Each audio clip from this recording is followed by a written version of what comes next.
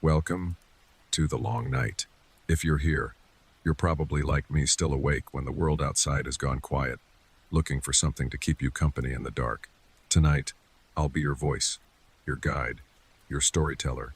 We'll wander through 7 tales, each one a different doorway, each one a different shadow, none of them too loud, none of them too cruel, but all of them carrying that strange weight you only feel when the clock drifts past midnight. So settle in, dim the lights, let the sound of my voice fill the room. And remember, in stories like these, nothing is ever quite as it seems. Our first story begins with a building that never should have been there. Episode 1, The Building That Never Was. They say some places hide their truths between the floors, not in the apartments themselves, not in the stairwells, but in the gaps, spaces you were never supposed to notice. Maya had never thought of her building that way. To her, it was just another old block of student housing, the kind of place where wallpaper peeled at the corners and the elevator hummed like a tired old throat clearing itself before each ride. She'd been living there for 3 months, and though it wasn't glamorous, it was affordable, and that was enough. There was only one oddity she had noticed, and at first it amused her. The missing number, no button for the 4th floor. The row of elevator buttons went neatly from 3 to 5, as if someone had carelessly skipped a note in a song. She'd asked the landlord once, and he had shrugged, saying only, "Some buildings don't like that number. Superstition. Something about death, bad fortune, a trick of language in another tongue." Maya wasn't superstitious. She pressed 5, and that was that. But on this night, after a late study session at the library, her eyes bleary and her backpack heavy with books, she stepped into the elevator and felt a shift, subtle but undeniable, like the whole cab had inhaled when she entered. The fluorescent bulb overhead flickered, painting her shadow in broken jerks along the scuffed steel walls. The elevator began its climb, humming, vibrating through her shoes. Then, it jolted, stopped. The sudden halt rattled her teeth. She staggered against the rail, her backpack sliding off one shoulder. For a moment there was nothing, only the stale, recycled air of the shaft pressing in. Then, with a reluctant groan, the doors parted an inch, then 2, just enough to see. She shouldn't have been able to. They were stuck between floors. But her eyes adjusted to a dim, improbable glow, and there it was. A hallway, long, narrow, dimly lit by a single bulb at the far end. The air that drifted in was colder, carrying the faint smell of mildew and rust. And on the cracked plaster wall, mounted crookedly as if ashamed of itself, a metal plaque, the number 4. It shouldn't have been there. Her pulse quickened. She reached instinctively for the close button, jabbing it with her thumb again and again until the doors shuddered together, sealing away the view. The elevator resumed its climb with a lurch, as though nothing unusual had happened. When the doors finally opened at her floor, Maya stepped out fast, her breath shallow, her hands clammy. The corridor looked the same as always, beige paint, worn carpet, the faint hum of televisions behind closed doors. But her eyes kept darting back to the numbers on the wall. 5, her mind whispered. There was no 4. Her skin whispered back, but you saw it. That night she lay awake in her narrow bed, staring at the ceiling, listening to the tick of pipes in the walls. She replayed the moment again and again. The way the elevator hesitated, the way the air had felt colder, older, as if from a basement no one used. At some point she must have drifted off. But even in sleep, her dreams replayed the sight of that dim corridor, that crooked plaque, the forbidden number. And from somewhere down that hall, she could swear she heard footsteps, heavy, slow, coming closer. She woke with her throat tight, her sheets damp with sweat. The room was silent, save for the steady drone of the refrigerator in the kitchenette. No footsteps, no hallway, but her eyes were drawn toward the door, toward the space just beyond it. And for a heartbeat she wondered, if she opened it now, would she see the corridor she knew, or something else waiting? 1 floor too low for this world? The blackout came 2 nights later. Maya had been curled up with her notes, highlighters scattered like fallen petals across the table, when the light overhead stuttered once, twice, then cut to black. The hum of the refrigerator fell silent. The little red glow of her alarm clock winked out. The silence that followed was thick, oppressive, like cotton stuffed into her ears. She fumbled for her phone, its bluish light blooming against her face, a pale imitation of comfort. Battery at 28%. She swallowed. The elevator would be useless. If she wanted food, water, or even just to clear her head, she would need the stairs. The thought was ordinary, practical. But the moment she opened her door, that ordinariness collapsed. The hallway was darker than it should have been. Not just no power dark, but as though the air itself had thickened. The emergency exit signs glowed faintly red at the far ends, but even that glow felt strangled, muffled, struggling against some deeper shadow. She moved anyway. Down the hall, through the door that led to the stairwell. The stairwell smelled of dust and damp concrete. Her shoes rang too loudly on the metal steps as she descended. One flight down floor 4 never existed. Then another floor 3. She paused, holding the rail, the metal cold against her skin. The beam of her phone illuminated the painted numbers stenciled neatly on the wall. 3.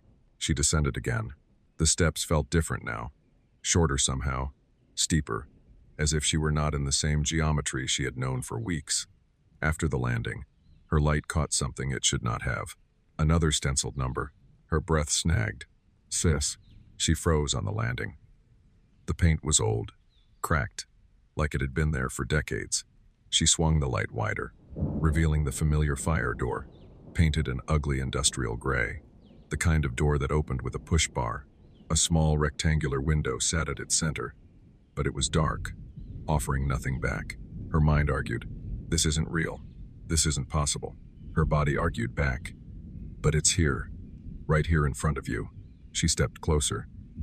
The air grew colder with each footfall, her breath misting faintly in the beam of her phone. The silence pressed down heavier. It was so complete she swore she could hear her own heartbeat in her ears. Her hand hovered over the push bar. Don't. But curiosity is not a voice. It is a pull, subtle and insistent, like gravity. And in that moment, gravity was stronger than fear. Her palm pressed down. The door creaked as it gave way, inch by inch. The hinges groaned, protesting. The sound magnified in the stairwell until it felt like the entire building was listening. Cold air exhaled from the gap, carrying with it the sharp, metallic scent of rust or blood. The door opened wider. No hallway, no row of apartments. Instead, a cavernous room, its ceiling lined with exposed pipes, glistening faintly with condensation. The concrete floor slick, reflecting her meager light in distorted patches. And there, at the far end, a shape. For one disbelieving second, her mind tried to rationalize it as a bundle of clothes, a trick of shadow. But then it moved, swaying gently side to side. Her phone's light steadied. A girl, young, hair falling forward like a curtain, feet bare and dangling inches above the floor. A length of cord looped cruelly around her neck, tied to a pipe overhead. The sway of her body made a faint creak. Rope against metal. Maya's throat closed. Her first instinct was to back away, slam the door shut, pretend she had seen nothing. But her legs refused to obey. She could only stare as a drip of water fell from the pipe above, striking the girl's shoulder and rolling down skin that should not have reflected light. Because it wasn't skin. It was pale, translucent. Her breath stuttered out, and the girl's head twitched. Slowly, with the stiffness of something long dead. She turned. The face was wrong. Not decomposed, not gory, but blurred, like an old photograph left in the rain. Eyes that should have been whole were smudges, lips indistinct, features slipping in and out of focus as though her very existence was unstable. Maya staggered back, her spine hitting the stairwell rail. The phone shook in her grip. The girl's body swayed again, but this time not with gravity, with intent. The rope tightened, stretched, groaned. The girl's feet shifted, one brushing the concrete. Step. The cord snapped. The body dropped with a wet, final thud against the floor. Maya's scream choked in her throat as she bolted backward, yanking the door shut so hard it echoed down the stairwell like a gunshot. She ran. Up, not down. Shoes hammering against the metal stairs, breath tearing ragged from her lungs. When she reached her floor, she slammed the door behind her, her chest heaving. She leaned against it, pressing her palms hard against the cold metal, as though her thin body could keep whatever was on the other side from following. The hallway looked the same as always. Silent, empty, But inside her ears, beneath the rush of her pulse, she thought she could still hear it. That faint, steady creak, rope against pipe, swaying, waiting. Maya tried to convince herself the blackout had played tricks on her senses. Sleep deprivation, stress, too much caffeine. Anything could explain a misread number on a wall, or a shadow mistaken for something darker. By morning, the world seemed ordinary again. The hum of the refrigerator had returned. Lights glowed normally, and the rhythm of other tenants echoed faintly through the walls. Footsteps overhead, a door slamming 2 floors down, water rushing through the pipes as someone took a shower. The building lived, breathed, and carried on as if nothing had happened, yet something in her refused to relax. Every sound felt magnified. Every corner carried weight. She found herself staring at the elevator longer than usual, watching its doors slide open and closed for strangers, listening to the stutter of its cables. She no longer trusted it, but she couldn't avoid it either. Her classes were far from the ground floor, and time was short. Each ride was an act of faith, a dare against her own memory. By the 3rd day, she realized she had started counting. Not out loud, never consciously, but in her head, marking the rhythm of the elevator as it climbed. 1, 2, 3, skip, 5. Each time the numbers blinked above the door, she whispered silently to herself, "There is no 4. There has never been a 4." But with each repetition, the phrase grew weaker, less certain, like a candle struggling against drafts. That evening, she left campus late. The sky over the city was a dull bruise, heavy with rain that never quite fell. She entered the lobby and smelled damp plaster, the faint tang of metal. The elevator was waiting for her, doors already open as though it had been expecting her. She stepped inside, and the sensation returned immediately. The faint pressure in her ears, like being too deep underwater. The air carried a chill that the building's heating should have kept away. The doors closed, and the ride began. She told herself not to count, but the numbers lit anyway. 1, 2, 3. The next bulb flickered, not 5, not blank, but a faint, hesitant 4. Her body stiffened. The light wasn't steady. It pulsed like a failing heartbeat, sometimes fading almost to nothing, sometimes glaring bright enough to sting her eyes. The elevator shuddered once, then coasted to a stop. When the doors opened, she didn't see the dim hallway from before. Instead, the space beyond looked familiar, almost comforting at first glance. It resembled her own floor, the same wallpaper, the same scuffed carpet, but the pattern was off. The wallpaper's flowers leaned the wrong way, mirrored as if she were staring at a reflection in glass. The carpet stains, the little burns and spills she had memorized over weeks, were present but shifted, as though they belonged to a different version of the same corridor. Her first thought was to retreat, to slam the close button, but her hand wouldn't move. Something inside her whispered, "If you leave now, you'll never stop wondering. You'll never know what's waiting." So she stepped forward. The air was colder, quieter. Her footsteps sank without echo, absorbed by the carpet, leaving silence untouched. The doors slid shut behind her, and the elevator's motor groaned faintly, retreating upward, abandoning her. She walked. Each door she passed looked almost right, yet not quite. Numbers were crooked, or painted in the wrong font. A peephole stared back at her but seemed deeper than it should be, a tunnel rather than a lens. She smelled varnish, sharp and chemical, as though the wood had been sealed recently. She brushed her hand against one wall, expecting dust or roughness, but it was smooth, too smooth, like skin stretched tight. When she reached the end of the corridor, she expected a fire door, another stairwell.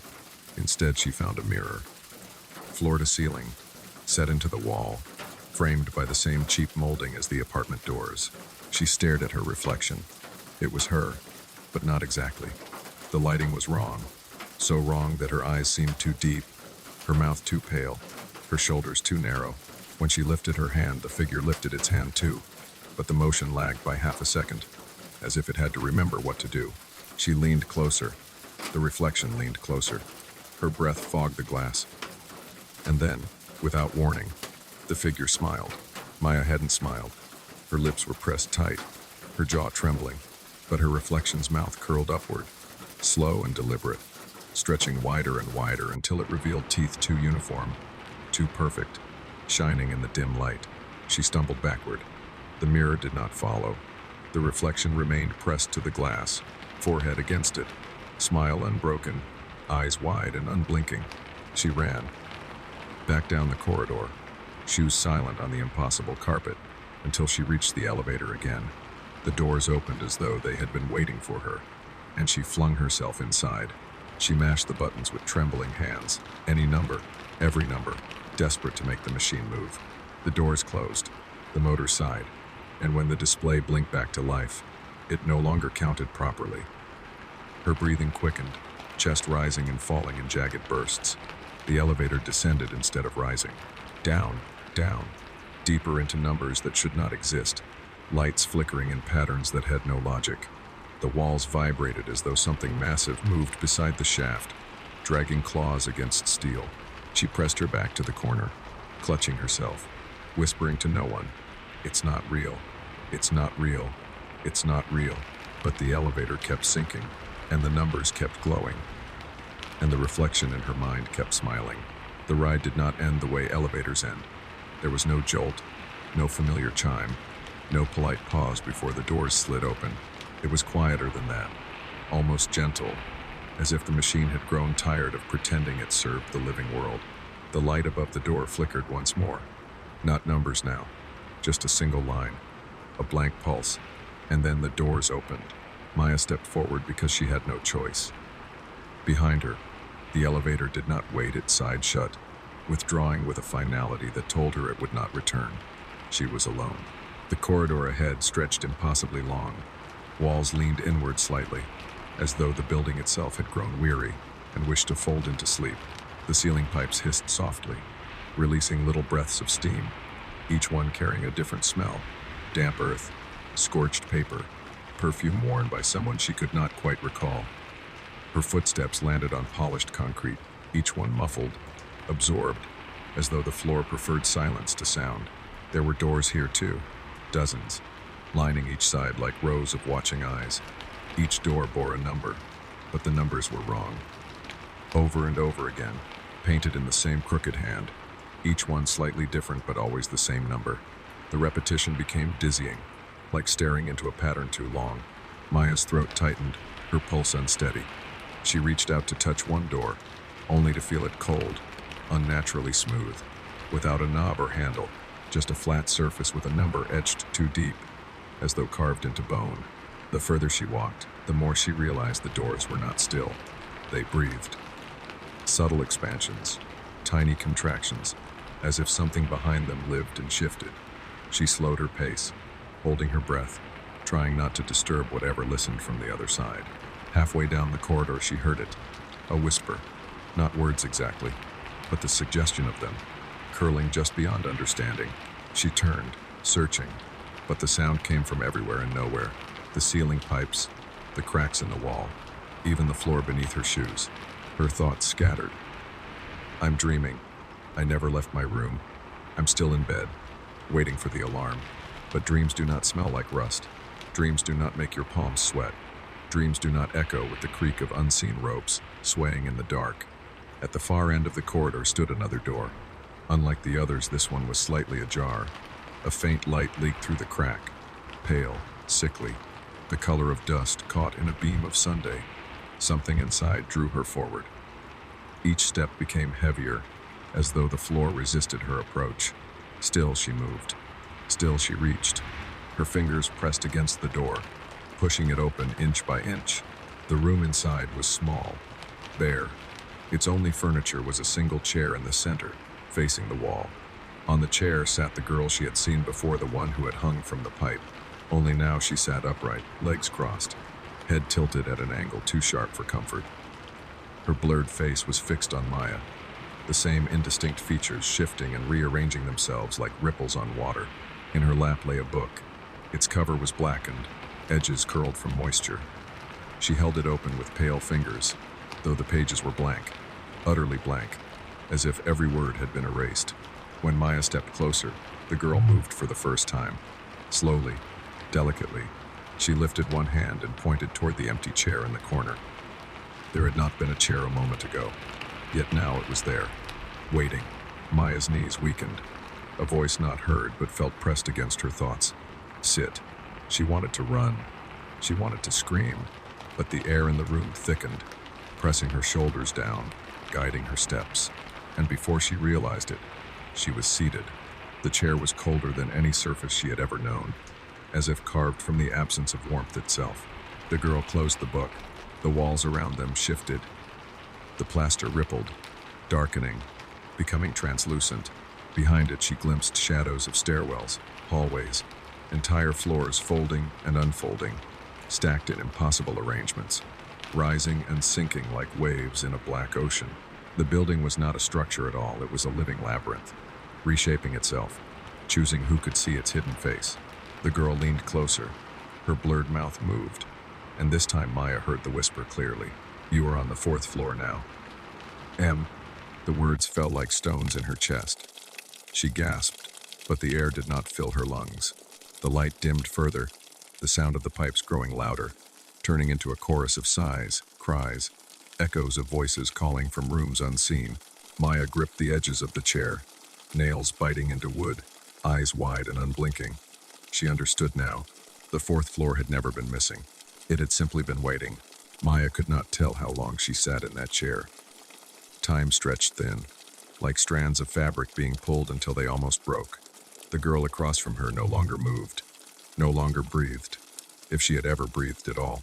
She simply remained, blurred face fixed, the closed book resting lightly in her lap. At first, Maya fought against the silence. Her thoughts rushed, panicked, searching for exits, explanations, anything that might undo the impossible weight of the moment. But the longer she stayed, the quieter her mind became. It was as though the walls themselves absorbed every struggle, smoothing each frantic question into stillness. The pipes above dripped steadily.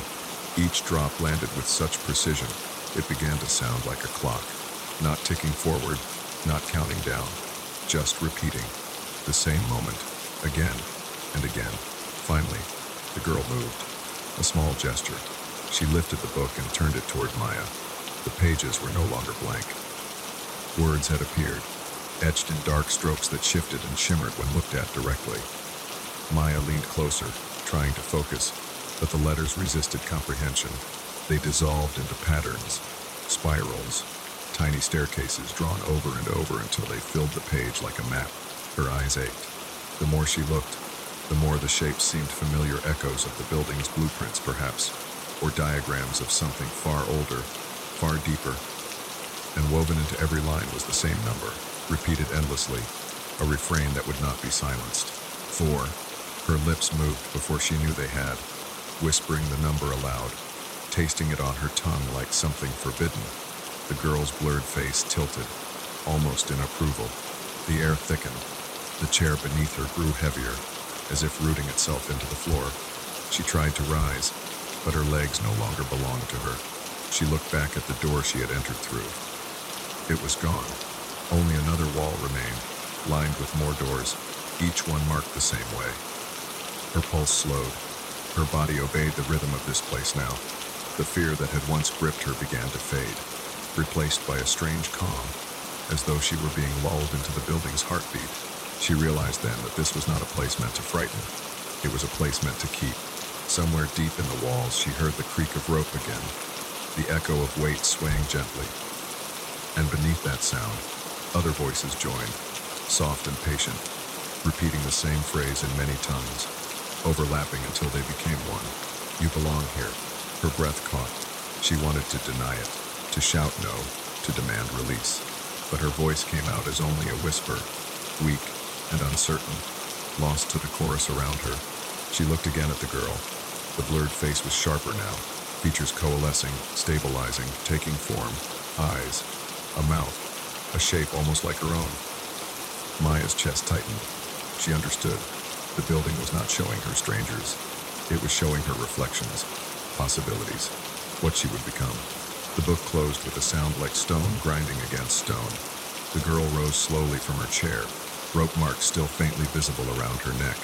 She stepped aside, leaving her chair empty. Waiting, Maya felt her hands unclench.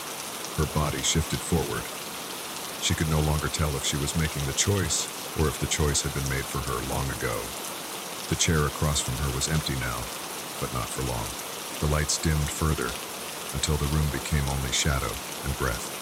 Somewhere above, far beyond her reach, the elevator doors opened with a hollow chime. Tenants went about their lives, stepping in and out, never seeing the gap, never noticing the missing number. For them, the building was ordinary, complete. But on nights when the air pressure shifts and the walls seem to sigh, someone might notice. A faint flicker where no floor should be, a plaque glimpsed for only a second, a corridor that should not exist. And if they choose to step through, the chair will be waiting, always waiting, because the fourth floor was never missing. It was hungry. Episode 2, The Janitor's Oath. The walls of a school never forget. They hold whispers in their paint, in the grooves of scratched desks, in the dust that clings to chalkboards long after lessons end. Walk down the wrong corridor at dusk and you'll feel it the presence of something left behind, something patient. It isn't loud, not the kind that slams doors or drags chains. It waits in the corners where no light reaches, in storerooms no one unlocks, in the faint scent of wet paper that lingers even when the halls are empty. The school on the edge of the suburb was old. It smelled of varnish gone sour, of rain soaking the wooden beams, of iron rusting in hinges, no one oiled anymore. The newer buildings had been painted, brightened with murals and cheerful slogans. But down the longest corridor, past the classrooms that teachers rarely used, there was a bathroom block no one liked to visit. The tiles were yellow, the pipes groaned when you turned the tap, and a faint mildew smell lingered no matter how often it was scrubbed. Children whispered that the last stall was always locked. It had been that way for years. Some said the key was lost. Others said it wasn't supposed to be opened. Alex was 11 the first time he heard the story. He was a wiry boy, restless, always looking for trouble just to prove he wasn't afraid. If someone dared him to jump the fence, he jumped. If they told him a place was haunted, he went inside with a smirk. Fear to him was weakness, and weakness was something he would never allow himself to show. So when a classmate whispered that something lived in the last stall of the old bathroom, Alex laughed. "It's just a broken lock," he said. Nothing scary about that, but in the back of his mind, the idea took root. One gray afternoon, when the rain tapped soft fingers against the windows and the halls were emptying after class, Alex slipped away.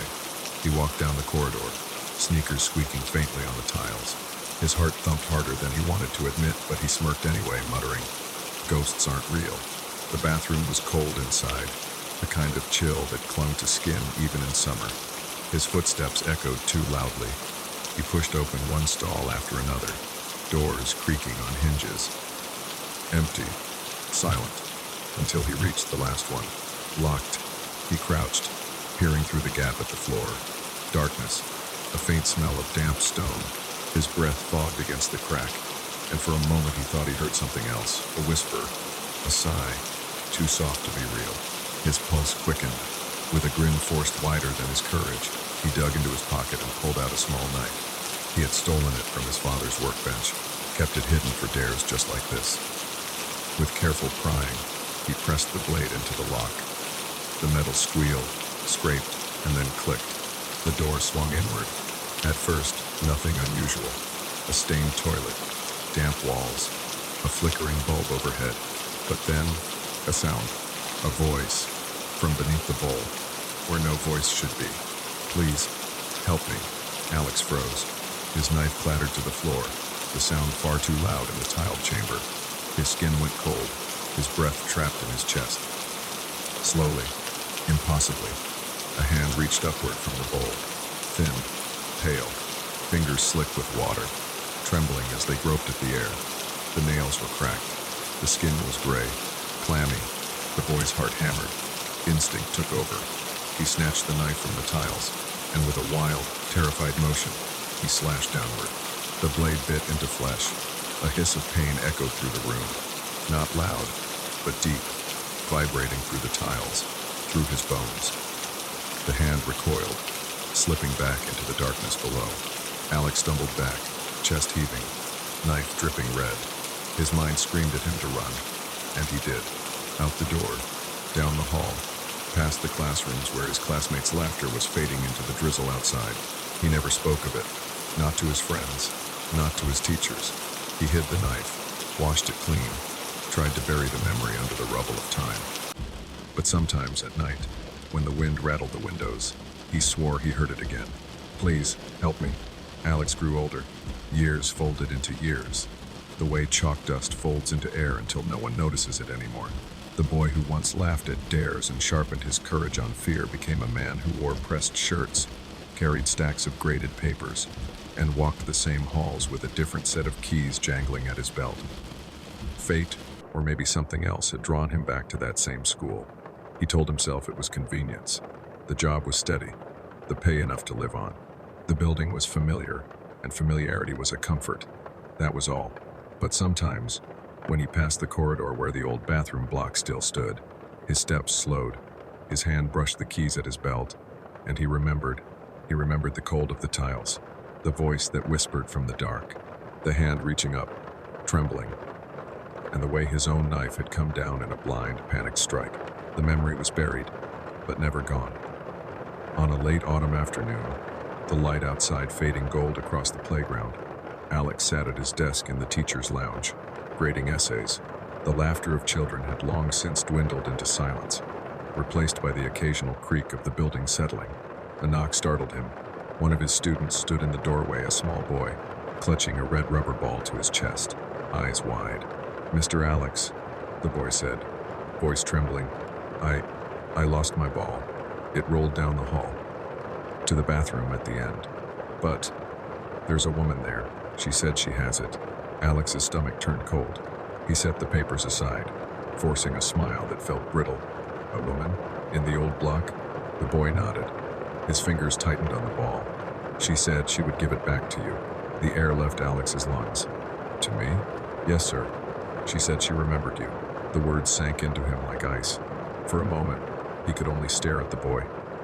Then, with a calmness he did not feel, he stood, straightened his shirt, and nodded. "Stay here. I'll look." The corridor was darker than it should have been. The fluorescent bulbs buzzed weakly, their light flickering in uneven patches along the ceiling. The smell of mildew clung to the air, stronger than he remembered. His footsteps echoed as he walked, each one louder than the last.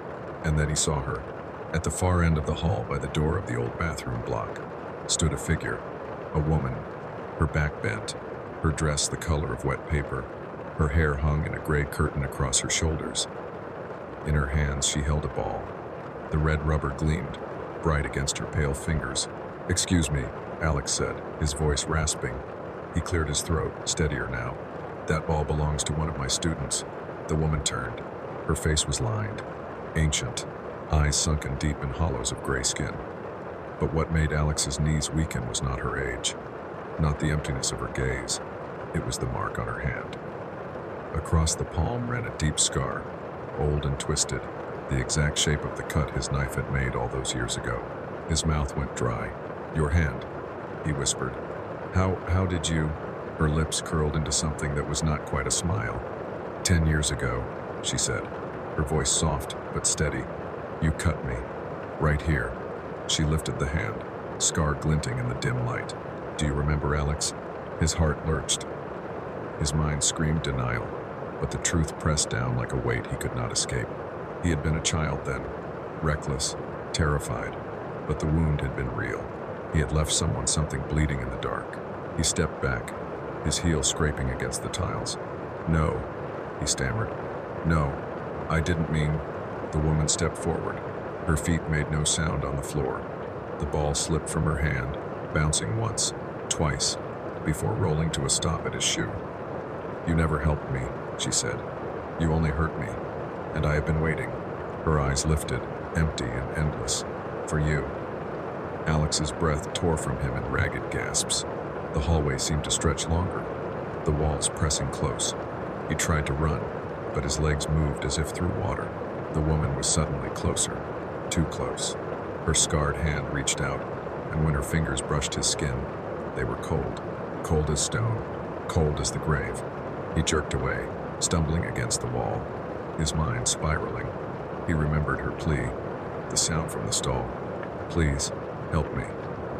He remembered the knife in his shaking hand, and now here she was, whole and broken all at once, demanding the answer he had never given. The voice of a boy echoed in his memory, his own voice, trembling and cruel. Ghosts aren't real, but she was. She was very real, and she had come back. Alex locked the staff room door behind him that night and walked home with his coat buttoned tight, though the evening was warm. Every sound along the street startled him, the hiss of a bus's brakes, the distant bark of a dog, the faint rattle of leaves stirred by the wind. He told himself he was imagining things, that the boy had lied, that the woman had been some vagrant trespassing on school grounds, spinning nonsense.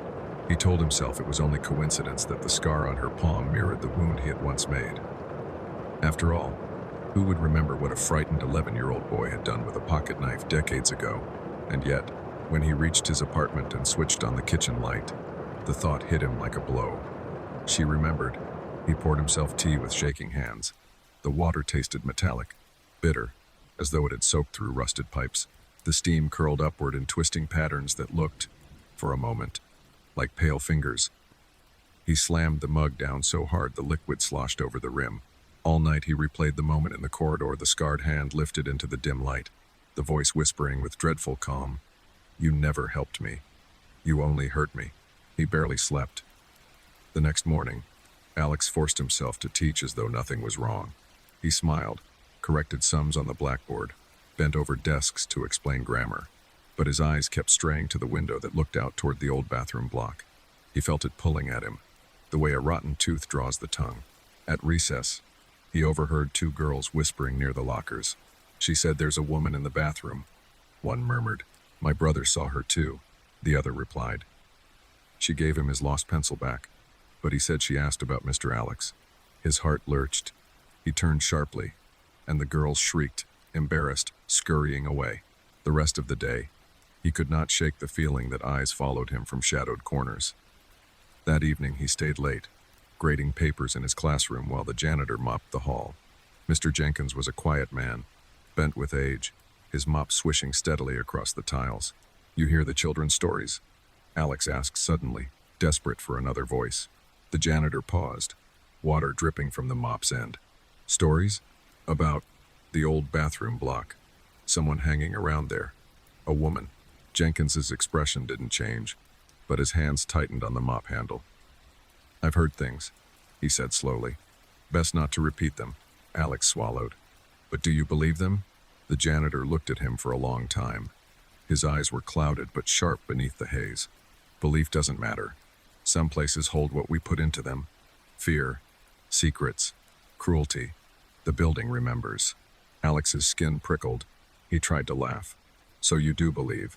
Jenkins dipped the mop back into the bucket. "I believe every locked door has its key.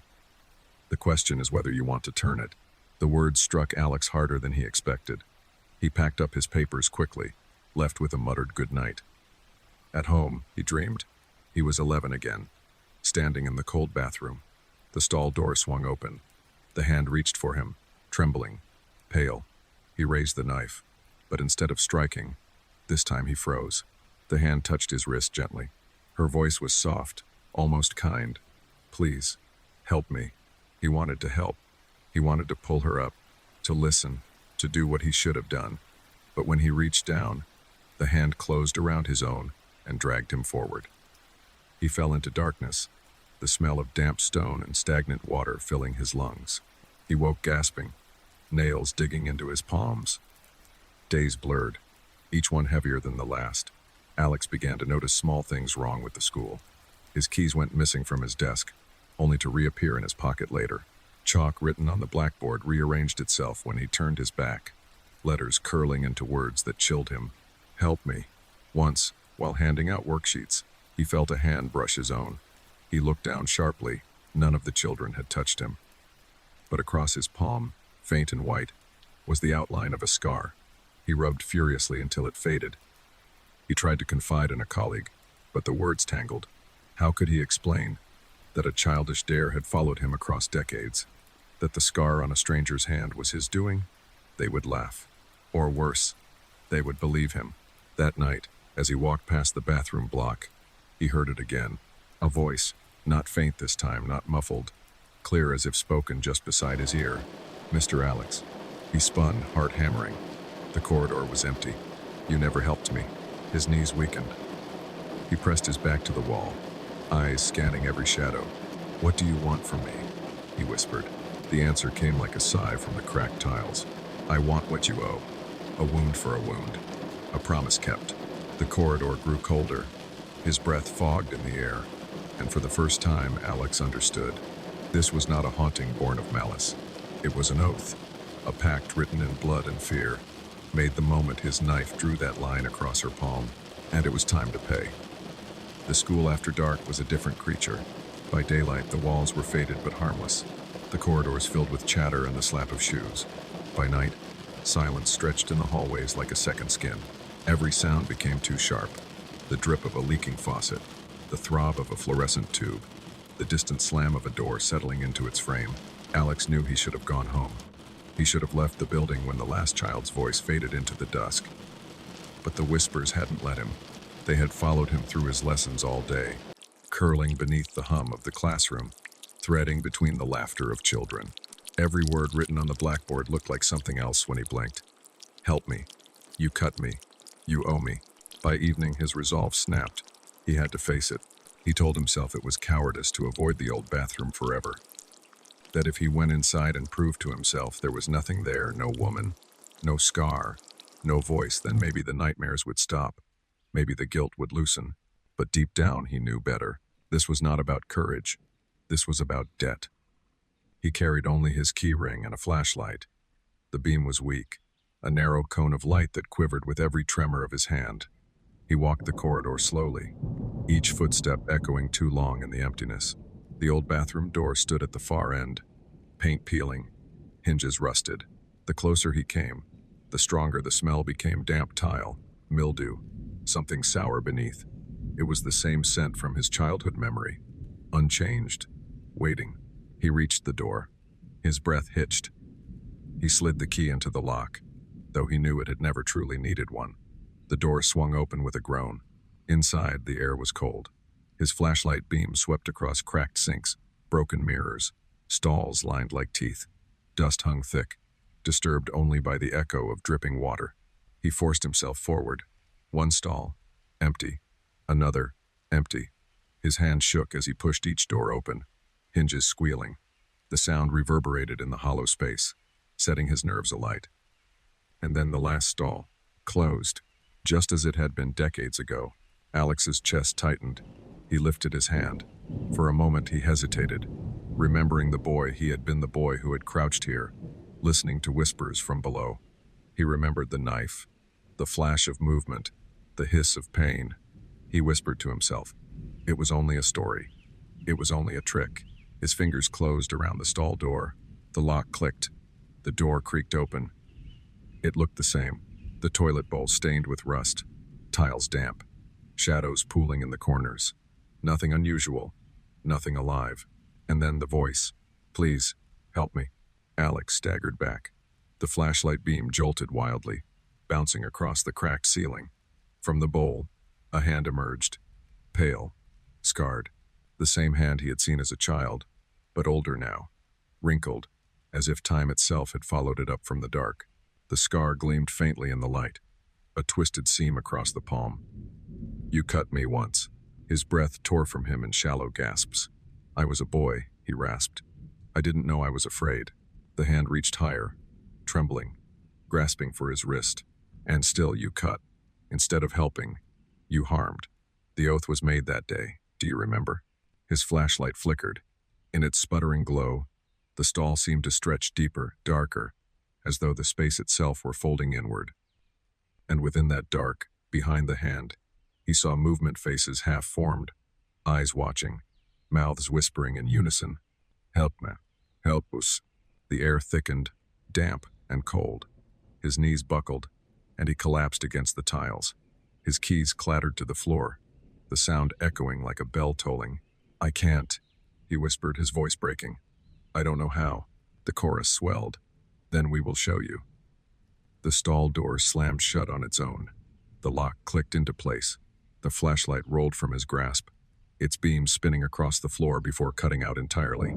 Darkness swallowed the room, and in that darkness, he felt hands, many hands, cold and slick, grabbing his arms, his legs, his throat. Not strong enough to kill, but strong enough to hold, strong enough to remind. The scarred voice hissed in his ear, so close he could feel the damp breath against his skin. You owe a wound. You owe a life. The old bathroom filled with the sound of dripping water. But now it was not from pipes. It was thicker, warmer. Alex screamed, but the tiles drank the sound whole. When the janitor made his rounds later, the bathroom was silent. The lights flickered, as they always had. The stalls were closed, as they always were. Only one thing was different. A red rubber ball lay neatly in the corner, as though placed there, and on the wall above the last stall, written in water-dark strokes that would not dry, were 3 words. Please, help me. The night did not end the way Alex expected. In truth, it did not end at all. When his scream faded into silence, Alex found himself crouched in the corner of the bathroom, chest heaving, nails dug deep into his palms. The stall door was closed again, as if it had never moved. The flashlight lay dead on the tiles. For a moment he convinced himself it had been a dream, a waking nightmare born of exhaustion and guilt. But then he lifted his hands and saw the marks. Thin scratches wrapped around his wrists, shaped like fingers, cold fingerprints, pressed into his skin. And when he tried to stand, his knees trembled, refusing to hold his weight. He crawled from the bathroom on shaking arms. The corridor outside stretched endlessly, the buzzing lights too dim, too far apart. Each step carried him further from the stall, but the voice followed. Please, help me. He staggered into the staff room, collapsed into the chair at his desk. He told himself he would write it all down, like a confession. If he put the truth into words, maybe it would loosen its grip on him. He opened his notebook. His pen hovered, but the words did not come. His hand moved without his will, scrawling across the page in jagged letters. Oath taken. Debt unpaid. His throat closed. He tried to drop the pen, but his hand tightened, writing again and again, until the page was black with ink. He tore the paper free, shoved it into the trash, stumbled out into the night. The following days blurred. Students whispered about Mr. Alex, how his eyes were sunken, his clothes rumpled, his smile forced, how he jumped at every sound, how he avoided the bathroom corridor, as if it were lined with fire. But the stories spread too quickly. Some children swore they heard him muttering in class, speaking to no one. Others claimed they saw water dripping from his sleeves, though his clothes were dry. One girl, pale and frightened, said she had gone to ask him a question and found him scratching words into the blackboard, his eyes glassy. The words, "Help me," over and over, covering the board from corner to corner. When she gasped, the chalk dropped from his hand and he blinked as though waking from a dream. He rubbed the board clean so hard the chalk dust clung to his skin like ash.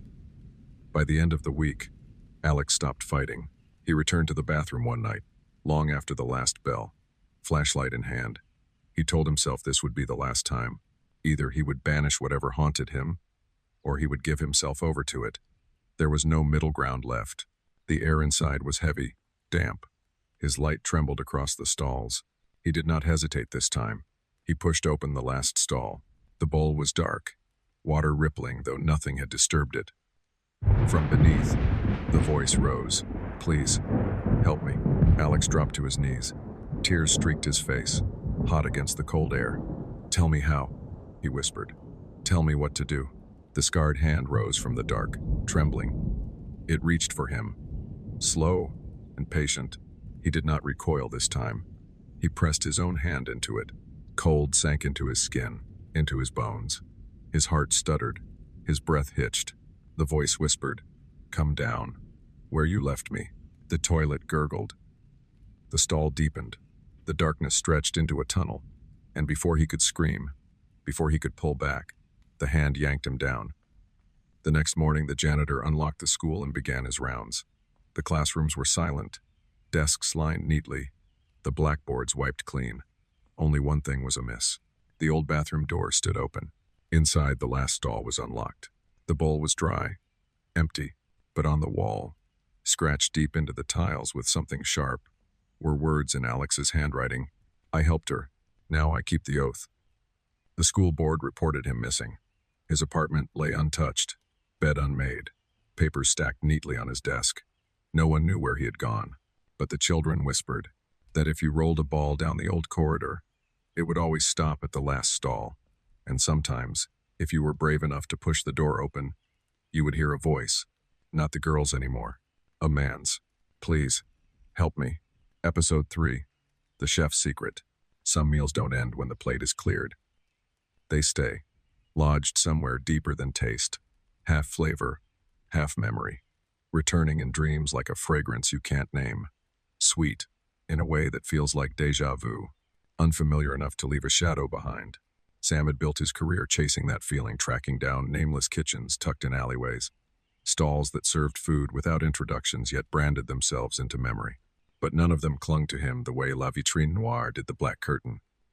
The restaurant hid on a narrow street near the river, between shuttered tailor shops and a bookstore that never seemed to open. Its sign was small, the paint nearly faded, but every evening the line stretched far into the street. The menu was short, simple. Dishes rotated, flavors shifted, but one remained constant: braised chicken feet. It was the restaurant's crown jewel, the dish that drew pilgrims from across the city.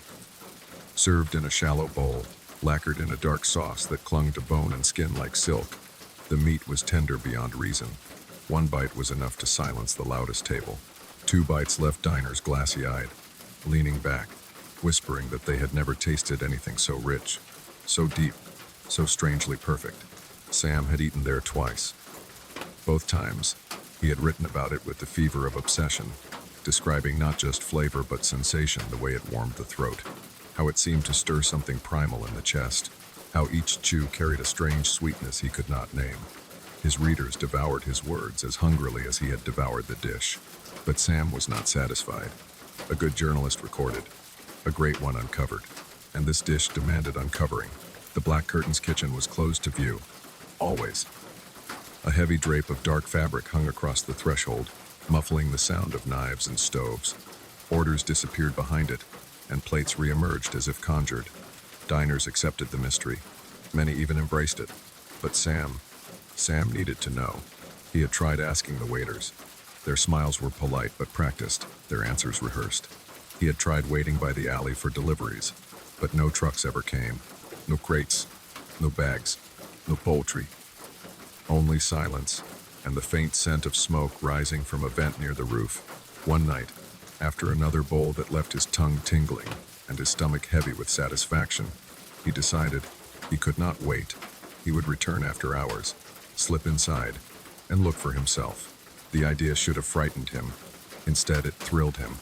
A secret this carefully guarded had to be worth telling. The restaurant was quiet at night. He came when the lights were out, when the street had emptied, when even the river seemed to hold its breath. A side door gave way to his touch more easily than it should have. Inside, the dining room smelled faintly of spice and char, the perfume of countless meals clinging to the wood. The tables were cleared, chairs stacked, everything resting in neat silence. At the far end hung the curtain, black, heavy, unmoving. Sam stepped closer. His heartbeat slowed, steady, as though anticipation itself had drugged him. He reached out and touched the fabric. It was softer than he expected, almost velvety, but cold. His fingers traced the edge until he found the smallest gap where the curtain had not been drawn tight. He bent, peering through the slit. What he saw was not the glow of stoves or the order of a kitchen. It was shadow. A single lamp burned weakly overhead, revealing walls darkened by soot. Chains rattled softly from somewhere unseen, and then movement. Something shifted in the gloom. A sound followed, the steady rhythm of steel against wood. A knife at work. Sam held his breath. The sound was unmistakable. Slice, thud, scrape, meat against board, flesh meeting blade. And then he heard another sound, a low moan. Human, weak. The curtain seemed to tremble beneath his fingers. Sam leaned closer, his eye fixed on the narrow opening. Somewhere deep inside, every instinct told him to step back, to leave. But curiosity pulled harder, as it always had. And in the moment before he blinked, he thought he saw it an arm, thin and pale, stretched upward, shackled at the wrist. The knife rose again.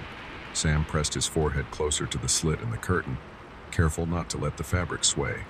The lamp inside was weak, dangling from a cord, its light swinging gently with every draft.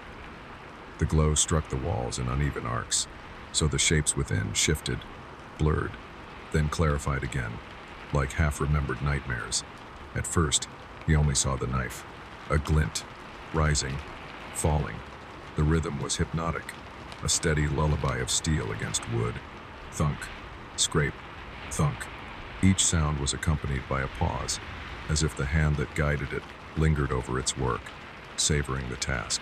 Sam's ears followed the pattern until his heartbeat unconsciously aligned with it. But then came the other sound, a chain, metal scraping faintly, the way rusted links grind when stirred. It was subtle, but the more he listened, the clearer it became. A dragging sound, a faint rattle, followed by a sharp pull. Not random, measured, like someone struggling, weakly, without hope. And over it all, the moan, low, broken, rising only enough to remind him it belonged to a living throat. Sam's lips parted, but no air came. His mind argued, desperate to craft an explanation. Perhaps the chef kept animals. Perhaps it was poultry, strung and struggling before the blade. Perhaps the groan belonged to a worker, injured on the job. The rational voice inside him scrambled for any excuse, clinging to the idea that what he heard had nothing to do with humanity. Yet the timbre of the sound betrayed it. That moan was human, worn thin, stretched by time, but human. He steadied himself, forced to see. Through the slit, the scene sharpened. Against the far wall, under the dim light, was a figure, a man. He was shackled by the wrists, arms raised, chains bolted into stone. His body was wasted, reduced to skin and bone. His ribs jutted like branches beneath torn flesh, his legs trembling beneath his own weight. The lamp's light revealed patches of skin discolored, scarred, as if pieces had been taken, peeled away carefully over time. Sam swallowed, bile rising. One arm hung loose, the chain slack, though the wrist was still bound. The skin there was shredded, the flesh marked by cuts, some old, some fresh. The hand twitched faintly, not in strength, but in reflex, like the body had forgotten how to move but not how to tremble. And before him, on a wooden block blackened by years of use, stood the chef. He was larger than Sam expected, shoulders broad beneath a stained apron. His face was half in shadow, but the light caught his eyes small, glimmering, too bright. His movements were deliberate, graceful even, as though each stroke of the knife was art. The blade sliced into the figure's arm, not hacking, not brutal, but careful, almost tender. Sam's breath shook. His mind reeled. It can't be real. It can't. But the rhythm of the knife said otherwise.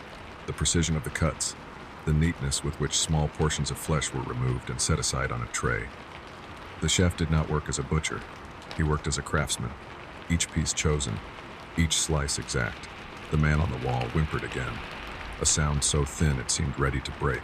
Sam staggered back from the curtain, pressing his palm against his mouth.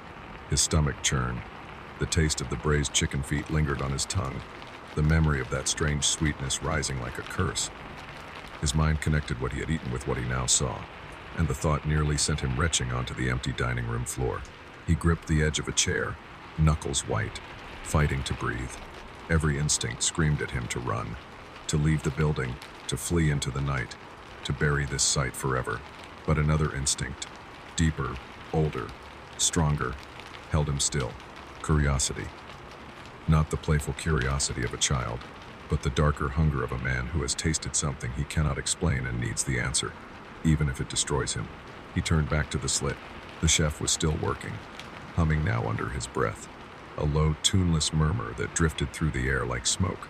His knife never paused. Slice, lift, place. The tray filled slowly, each piece arranged with reverence. Beside him, a small pot bubbled, its contents thick and glossy, sending up a scent that reached Sam even through the curtain. Rich, sweet, familiar, the same perfume that had clung to every bowl of braised chicken feet. Sam's throat tightened. The sauce, the perfect glaze, the secret. His head spun with the weight of revelation. Each detail fell into place with horrifying precision. The limited portions, the secrecy of the kitchen, the absence of deliveries. He wanted to deny it, but the truth was already carved into him as deeply as the scars on the shackled man's flesh. He was eating people, not just people. This man, perhaps others before him.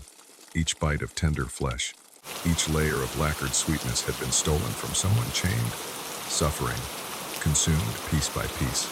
Sam's hands trembled. He gripped the edge of the curtain tighter, unsure whether to look or tear it away. But before he could decide, the chef paused. The knife stilled. The humming stopped. Slowly, deliberately, the chef lifted his head. His eyes turned toward the slit, toward Sam. They met. It was not a glance, not a suspicion. It was certainty. The chef saw him, knew him. Their gazes locked, and the corners of the chef's mouth curled upward into a smile. Not a grin of surprise, nor one of anger.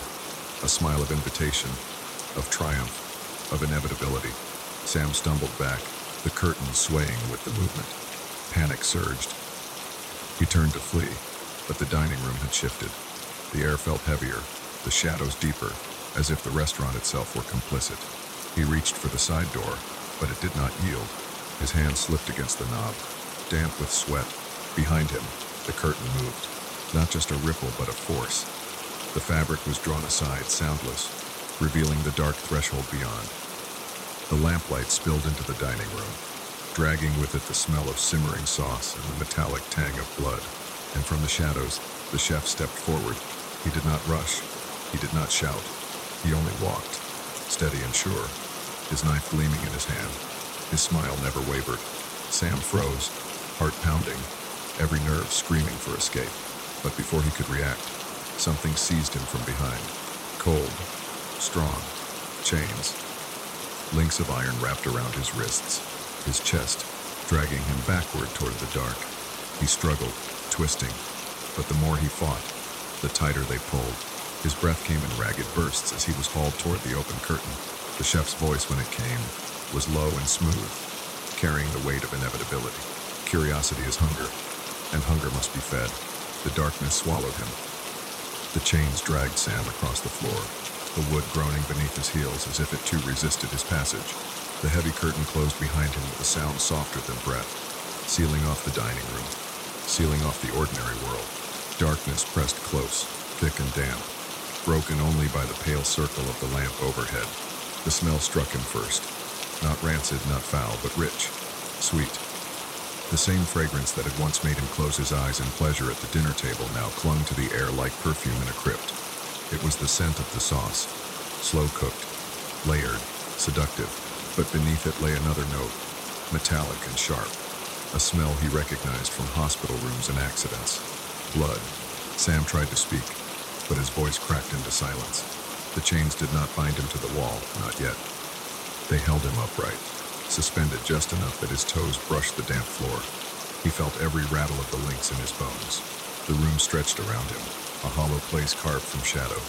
The walls were stained with smoke, patches of brick showing where plaster had long since crumbled. Hooks dangled from the ceiling, some empty, some holding shapes covered in cloth. At the far end, the stove glowed faintly, its surface slick with oil, pots simmering with quiet, patient bubbles. The wooden block stood near it, blackened and scarred, a knife resting on its edge, and beside it, the chef. Up close, he was larger still, his apron blotched with stains that no wash could ever lift. His hands were thick, but his fingers were precise, delicate as he turned the knife slowly, letting it catch the light. His smile was steady, eyes fixed on Sam, unblinking. "You've tasted it," the chef said at last. His voice was low, smooth, almost kind. "You came back for more. Everyone does." "Oh," Sam shook his head weakly. What are you doing?" The chef tilted his head, as if the question amused him. "Feeding, honoring, keeping the promise." He gestured toward the figure shackled against the wall, the same man Sam had glimpsed before. Now in full view, the horror deepened. The prisoner's chest rose shallowly, ribs sharp beneath wasted flesh. His eyes flickered open, glazed but aware, watching Sam with a hollow plea. His arms bore the marks of countless incisions, some scars pale with age, others raw and red. The chains rattled faintly as he shifted, too weak to cry out. Sam's stomach knotted. He turned his face away, but the chef stepped closer, lifting his chin with the flat of the knife. "Do not look away," he whispered. This is the truth. The dish you love is not born from cruelty. It is born from devotion. Devotion. Sam's voice cracked, the word tasting bitter. The chef's smile widened. Every cut is precise, every piece chosen. We do not waste. We do not slaughter. We preserve. This man has given himself, piece by piece, year by year. He endures so that others may taste perfection. That is devotion. That is sacrifice. Sam shook his head violently, chains clattering. No one would. No one would choose this. The chef leaned closer, his breath warm, damp with the scent of broth. Choice is an illusion. Hunger is older than choice. Hunger demands. And once you have tasted what it craves, you belong to it. He stepped back, gesturing toward the stove. That is why you are here. You could not stop at one visit, or two.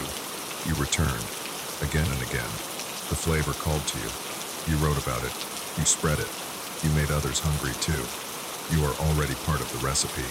Sam's chest tightened, his breath shallow, panic clawing at his throat. He pulled against the chains, but they only bit deeper into his wrists. The prisoner moaned again, a faint echo that carried across the room like the last note of a hymn. The chef's eyes softened, almost tender. He touched the scarred flesh of the prisoner's arm, tracing the lines with reverent fingers. See how he endures. See how he gives. You will learn. You will honor him by continuing the oath. One day, others will taste you, and they too will know devotion. The words fell over Sam like a blanket, suffocating, heavy. He thought of the bowls he had eaten, the sauce that had coated his tongue, the strange sweetness that lingered long after. Each memory turned rotten in his mind, and yet his mouth still watered against his will. His body betrayed him, craving what his soul rejected. The chef turned back to the block, lifting the knife with a practiced hand. Its blade gleamed, wet with a sheen that was not water. He spoke without turning. Hunger is not evil, Sam. Hunger is simply eternal. You can fight it, or you can feed it. Tonight, you will decide which you are. The chains rattled once more, pulling him closer to the block, closer to the stove, closer to the scent of the sauce that curled into his lungs and wrapped itself around his heart. Sam closed his eyes, and in the darkness, he could still taste it. The chains shifted again, pulling Sam forward. The links scraped the damp floor, ringing with a rhythm that echoed the knife's steady beat. Each step closer brought the heat of the stove against his face, the smell of the sauce saturating his lungs until it seemed to replace the very air. The chef stood at the block, calm, unhurried, polishing the blade as though it were a sacred instrument. He hummed softly, the same tune Sam had heard before, a low, tuneless murmur that seemed to belong to no language, no culture, no time. It was the hum of a man who worked not for pleasure but for ritual. Sam tried to speak, his voice a rasp. You can't. People will know. The chef turned his head slightly, smiling with a patience that chilled more than anger ever could. People already know, Sam. Not with their minds, but with their mouths. They taste, and they return. They do not ask where it comes from. They do not want to know. They only want more. He gestured toward the simmering pot, steam rising in lazy spirals. The world is built on secrets. Some are bitter, some sweet. This one is both. And you, he pointed the knife gently toward Sam, are part of it now. The prisoner against the wall stirred, a faint groan leaking from cracked lips. His head lolled, his eyes glassy, but he lifted one trembling arm as though to offer it once more. The sight hollowed Sam from within. This man was not only victim but vessel, emptied slowly over years, drained without release. He was the recipe itself, perpetually unfinished. The chef approached the man, resting a broad hand against his shoulder, the gesture almost tender. You see, he understands. He has become what he was meant to be. Sam pulled hard against his chains, the metal biting into his skin, but there was no give. His heart hammered, his breath shallow, yet beneath the panic was a deeper horror, a sliver of hunger curling within him, an echo of the craving that had first brought him back to this place. He remembered the taste of that sauce, the way it had lingered for days, haunting his palate, and now, standing in the very air where it was born, his body betrayed him, his mouth watered.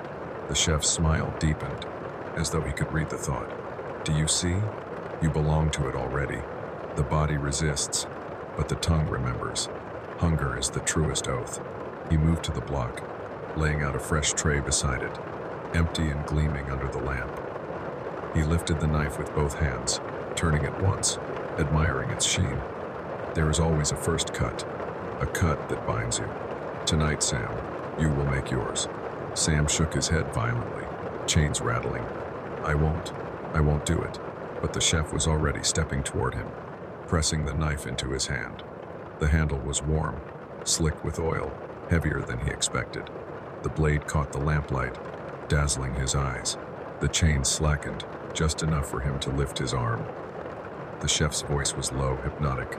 You do not have to believe. You only have to cut. Once you do, you will understand.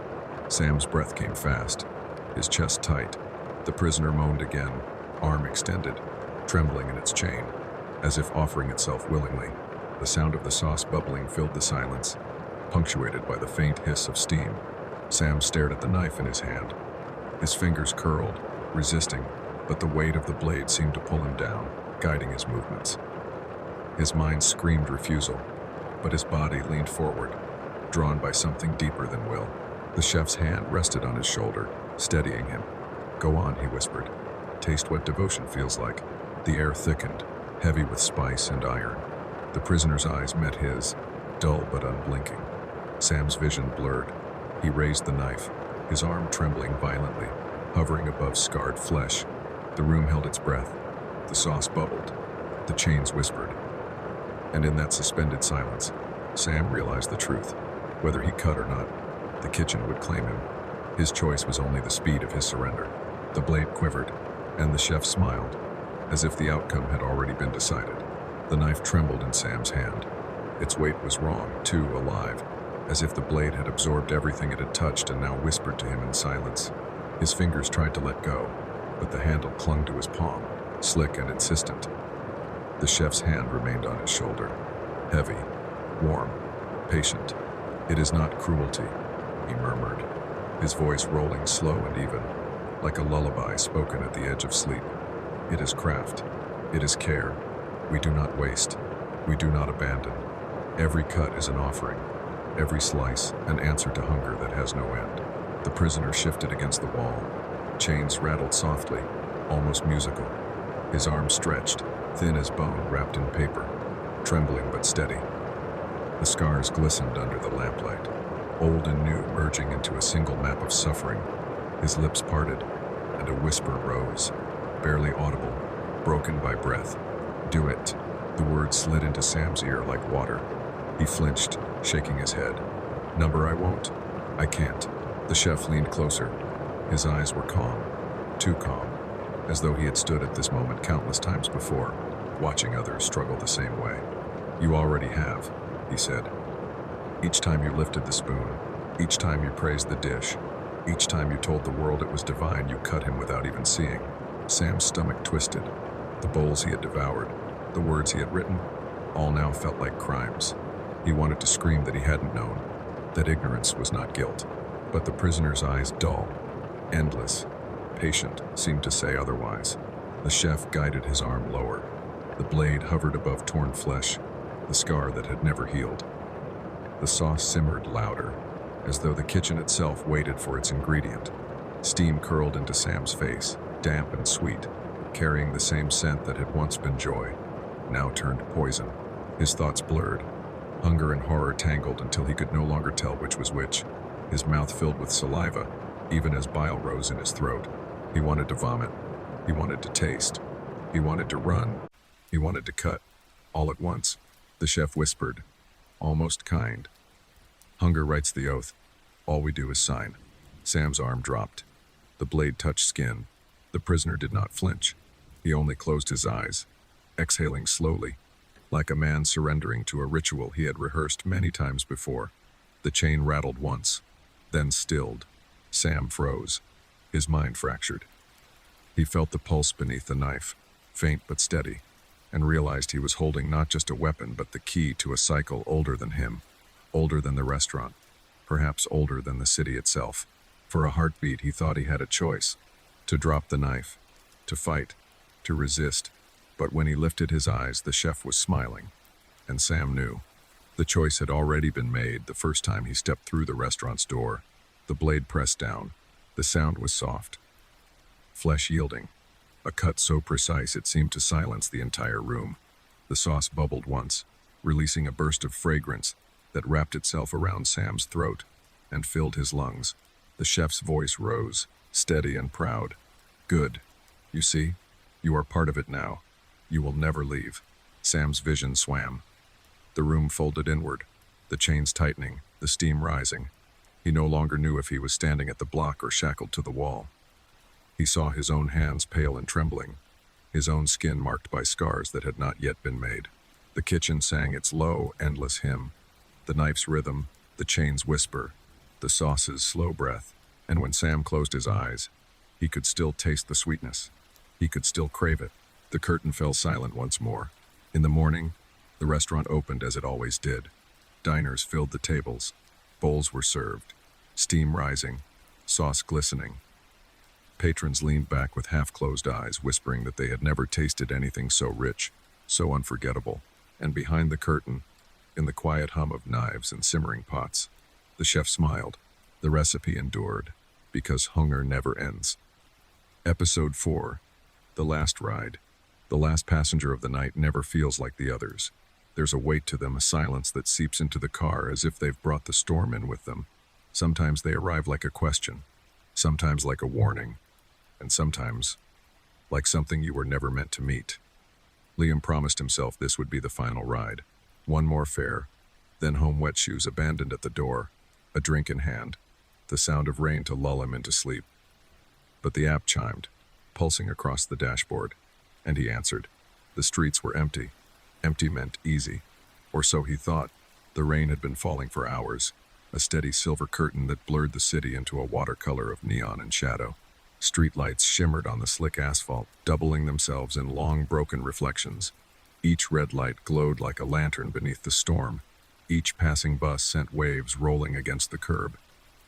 Liam had grown used to the rhythm of nights like this, the hiss of the wipers across glass, the faint hum of tires slicing through puddles, the occasional sigh of a weary passenger, climbing into the warmth of the cab, shaking off the rain. But when he pulled to the curb for this final ride, something felt different. At first, he thought no one was there. The sidewalk was empty, the storefronts shuttered, rain dripping from rusted awnings. Then, from the shadow between two lampposts, she emerged. The woman's coat clung heavy to her frame, water glistening on the fabric. Her hair was plastered against her cheeks, but her skin was unnaturally pale, as though the night itself had drained it of color.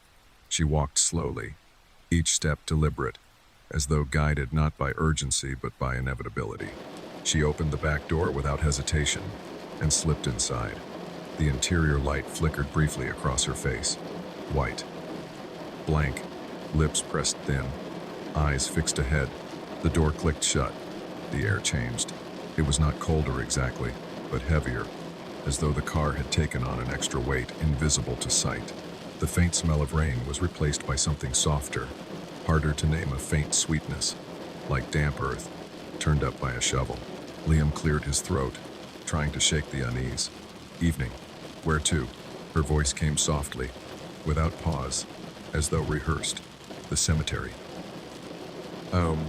He blinked at the mirror. Her reflection was pale, barely illuminated by the passing streetlights. She did not meet his gaze. She stared only at the road, as if she already knew where it led. For a moment he considered asking again, to be sure he'd heard right. But something in her tone stopped him, a weight that did not invite questions. He nodded once. "All right then." The cab rolled forward, engine humming low, wipers swiping rhythm into the silence. Outside, the city slipped past in streaks of blurred light. Storefronts, shuttered markets, empty bus stops. The world looked thinner this late, as though stripped to its bones. Only the essentials left standing. Behind him, she did not move. No phone in her hands. No restless shifting. Not even the faint sighs that passengers usually made when exhaustion set in. She was as still as a figure carved in marble, lips closed, eyes never straying from the glass. Liam tried. He always tried. "Rough weather, huh?" The rain answered. She did not. He drove on, listening to the sound of water beating against the roof, the faint hiss of tires across wet ground. At times, the road seemed to stretch longer than it should, the lampposts passing slower, their pools of light farther apart. The outskirts crept in fewer buildings, more fields, long rows of trees bending beneath the weight of rain. The air outside grew colder, and Liam felt it seep into the cab despite the heater's low hum. He glanced at the rearview mirror again. She hadn't moved. A thought pressed gently at the back of his mind. Unshakable. The last ride is never just a ride. And when the dark line of the cemetery trees finally rose ahead, dripping wet, silhouetted against the dim sky, he felt his breath tighten. The road narrowed as it curved toward the cemetery. The rain was lighter here, but the air felt thicker, weighed down by the hush of open fields.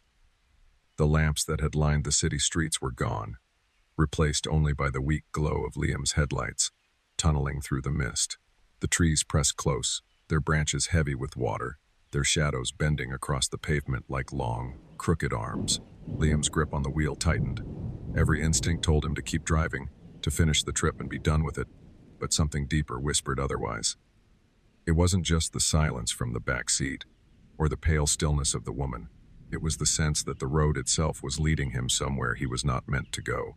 When the stone wall of the cemetery finally appeared through the fog, his chest constricted. The gates loomed ahead, iron bars streaked with rust, standing open like a mouth.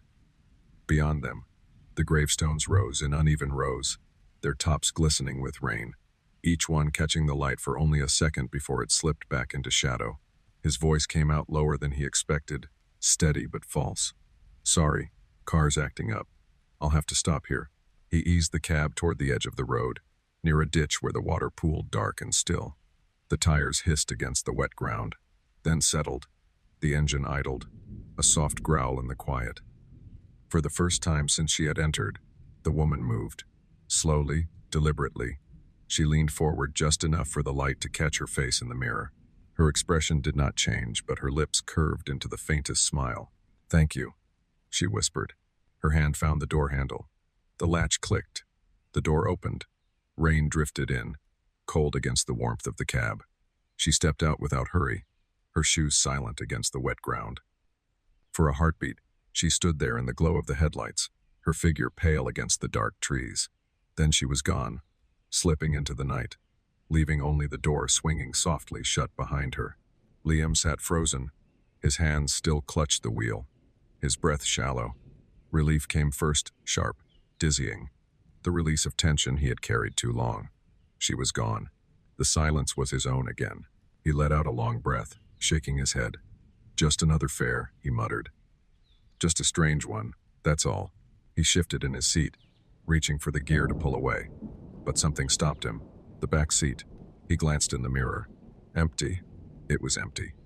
Not just of her presence, but of everything. The cushion was dry, untouched, as if no one had ever sat there at all. No damp coat, no trace of rain, not even the faintest indentation. Liam's chest tightened. He turned, twisting to look directly. The seat was immaculate, too clean, too smooth. His skin prickled. Slowly, his gaze drifted past the glass, out into the rain. That was when he saw it. Just beyond the ditch, where the road curved down into the dark, lay a car. Its frame was twisted, overturned, wheels still faintly spinning in the wet. Steam hissed from the hood, mixing with the mist. The windshield was shattered, glass glittering across the mud like fragments of ice. And above it, impossibly, the tree bent low under a weight. A body, still strapped to the driver's seat, suspended high among the branches. The seatbelt stretched taut, the head slumped to one side. Rain coursed down the pale skin, dripping from the chin, sliding off fingertips that dangled in the air. Liam's heart stuttered. The woman had not needed a ride. She had already taken one. Liam's breath fogged the windshield. For a moment he could not move. The image outside clung to his eyes, the overturned car in the ditch, the broken glass scattered like frozen rain, the figure strapped high in the tree, a driver suspended above the ground as though the earth itself had rejected him. Rain slid down the windshield in crooked rivulets, distorting the sight, but it did not lessen its weight. The body swayed faintly with the wind, a pendulum in the storm. Each motion was slow, measured, unnatural. Liam's stomach turned as if he had seen not only death but something that bent the very rules of how death should appear. He leaned forward, his forehead pressing against the steering wheel, his knuckles white against the grip. "Not real," he whispered. "It's not real." The wipers dragged across the glass with their slow, hypnotic rhythm. Each pass cleared the rain for an instant, only for it to fall again, heavier, louder.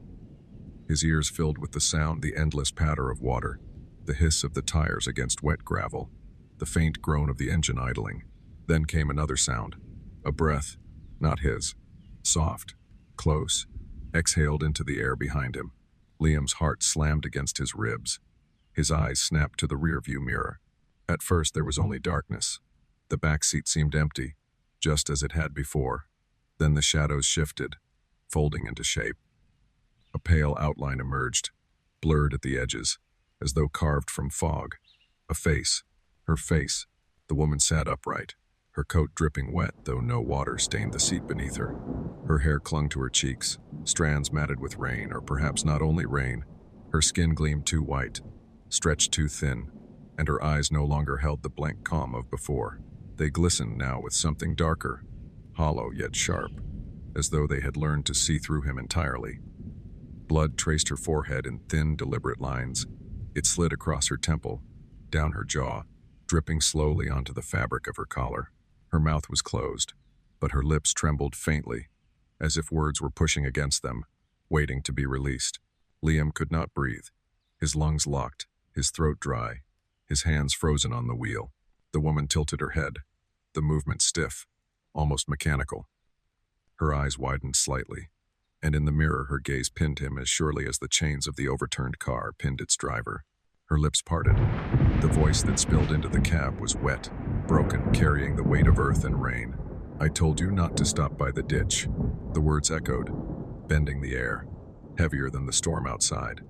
Liam flinched, his body twisting, desperate to look back directly, to confirm what the mirror showed him. He turned. She was closer now. Not across the seat, not distant, but leaning forward between the front seats, her face inches from his. The blood on her skin was thicker in the direct view, smeared, clotted, still fresh. Her teeth gleamed faintly behind parted lips, too many of them, too sharp in the dim light. Her breath struck his cheek damp, metallic, the scent of mud and rust. "You weren't supposed to stop here," she whispered again, slower this time, the words drawn out like the drag of a blade.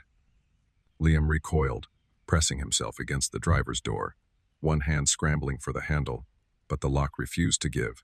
The rain outside pounded harder, deafening now, a curtain of sound that walled him in.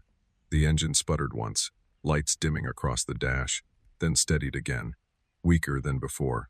The woman's hand rose, pale, soaked, her fingers curled as if mimicking the branches of the tree outside. They brushed against his shoulder lightly, but the weight of them was crushing, pinning him in place. Cold radiated from her touch, seeping through his coat, chilling his chest, his bones. Her eyes glistened. For the first time, her lips pulled into something like a smile, but it was broken, torn at the edges, as though her face no longer remembered how to form the expression. "You took the wrong road," she murmured, "and now, you'll take mine." The world outside shifted. The ditch widened, stretching into a black pit that swallowed the overturned car whole. The trees leaned closer, their branches scraping against the cab like claws. In the rearview mirror, Liam saw not only her face but his own pale, drained, eyes wide with terror, as if the mirror had already stolen the life from him. The cab shuddered. The wheels sank slightly, as though the ground beneath them had softened into mud, the air filled with the sharp scent of wet earth freshly torn. Her grip on his shoulder tightened. Her voice dropped lower, almost kind, almost tender. "You shouldn't have stopped. You should have kept driving." But now, she leaned closer, her mouth brushing his ear, her words sliding cold into his skull. "You'll never leave this road." Liam gasped, twisting against her grip, but the cab no longer answered him. The steering wheel spun freely beneath his hands. The pedals sank without resistance. The car moved on its own now, gliding forward though the engine remained silent. Headlights pierced only a tunnel of darkness ahead. No rain, no trees, only a black expanse stretching forever. He realized then that the storm outside was gone. that he was no longer driving the streets he knew, no longer anywhere at all. The woman sat back in her seat again, calm, pale, her hands folded neatly in her lap as though nothing had happened, but her eyes still gleamed in the mirror, watching, waiting, and with every mile the cab carried him deeper into the dark. Liam understood that this ride was no longer his. It was hers, and it would never end. The cab slid forward through the dark as if carried by invisible rails. Liam's hand still gripped the wheel, but it no longer answered him. He pressed the brake. Nothing. He twisted the key in the ignition. The engine hummed on its own, detached, like a heart that had learned to beat without a body. In the mirror, the woman's reflection sat calm, her pale face lit by the faint glow of the dashboard. Her eyes never blinked. They held him like pins hold a butterfly gently, but without escape. The road ahead stretched endlessly, no longer lined with trees or ditches, only blackness. A tunnel without walls, where the headlights illuminated nothing at all. "Where are we going?" Liam's voice cracked. Her head tilted, slowly, stiffly, like the movement of a doll's neck. The blood on her face had dried now, forming dark rivulets that looked almost painted. Her lips curved faintly. "Where you should have gone the first time." The words chilled him more than the storm had. He gripped the wheel tighter, forcing his eyes forward, refusing to meet hers, but the mirror pulled at him. Every few seconds against his will, he glanced again, as if her gaze demanded it. The cab jolted suddenly, and the world outside shifted. The tunnel of dark folded into something else, trees again, their branches clawing overhead. The rain returned, soft at first, then heavy, hammering the roof, streaking the windshield. The ditch appeared on his left, deep and black, water swelling, and in it the overturned car. He had seen it before, but this time it was closer.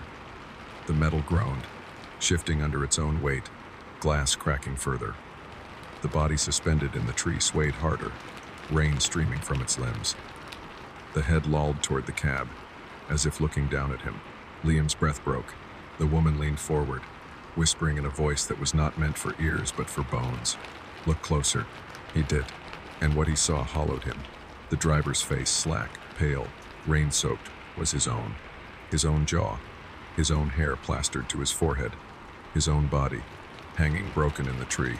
"No," Liam gasped, shaking his head, tearing his eyes away. "No, that's not." But when he looked at the mirror, the woman was gone. The back seat was empty. He turned, frantic, but she was not there. The cab was silent save for the rain, the hiss of the tires, the wheeze of the engine.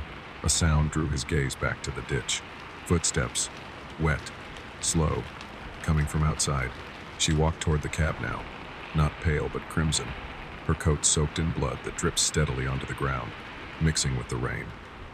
Her face was no longer smooth and expressionless, but torn, raw, the skin hanging in strips. Yet her eyes were calm. She reached the cab door and leaned down, peering through the window. Her smile widened, thin and sharp. "You've been sitting in my seat," she said softly. "It's time we changed places." The locks clicked open by themselves. The door swung outward with a groan. Liam tried to hold the wheel, to anchor himself, but the chains of panic coiled tighter around his chest. Invisible hands gripped his arms, dragging him backward through the door, into the rain. His shoes scraped the gravel, his throat raw with a scream that would not rise. He turned once more toward the tree. His own body swayed there, waiting. The branches groaned, as if ready to receive him. And as he was pulled into the dark ditch, the cab remained behind, engine idling, headlights glowing steady, waiting patiently for its next passenger. The ride was never his. It had always been hers. The rain did not ease. It pressed down in sheets, as if the sky itself wanted to drown the earth.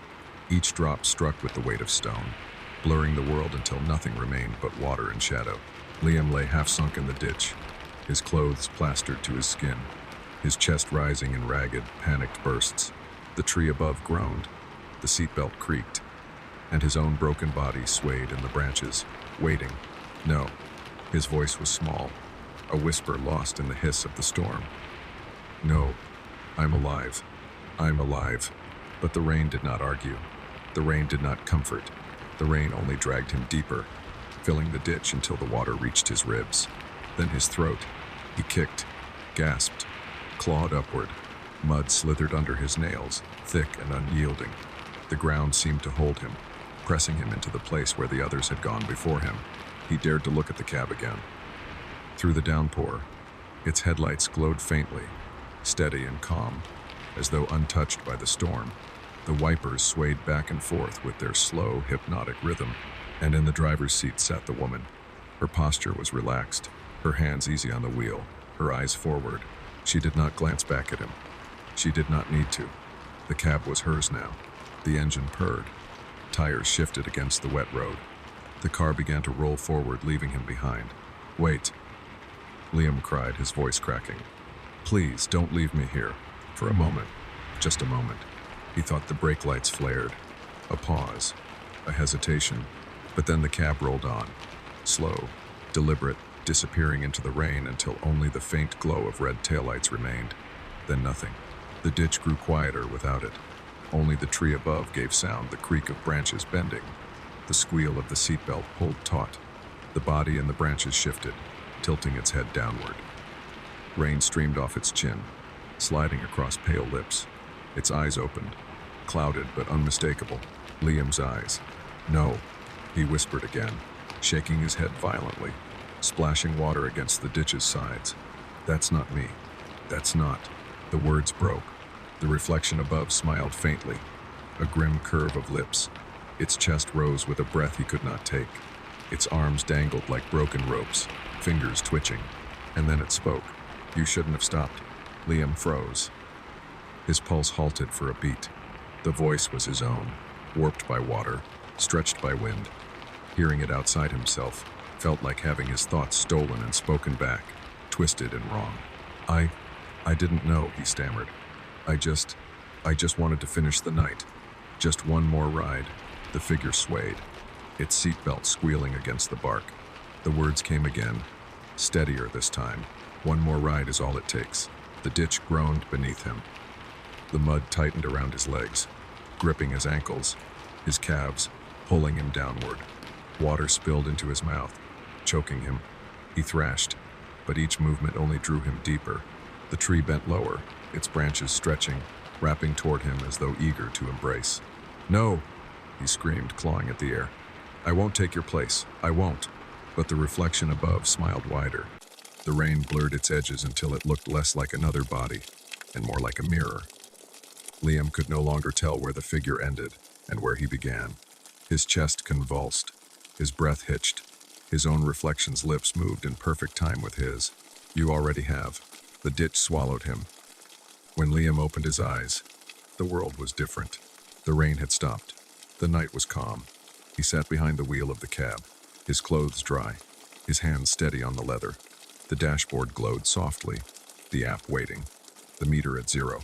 The air smelled faintly of damp earth and metal. In the mirror, the back seat was empty, but not for long. The app chimed. A new fare.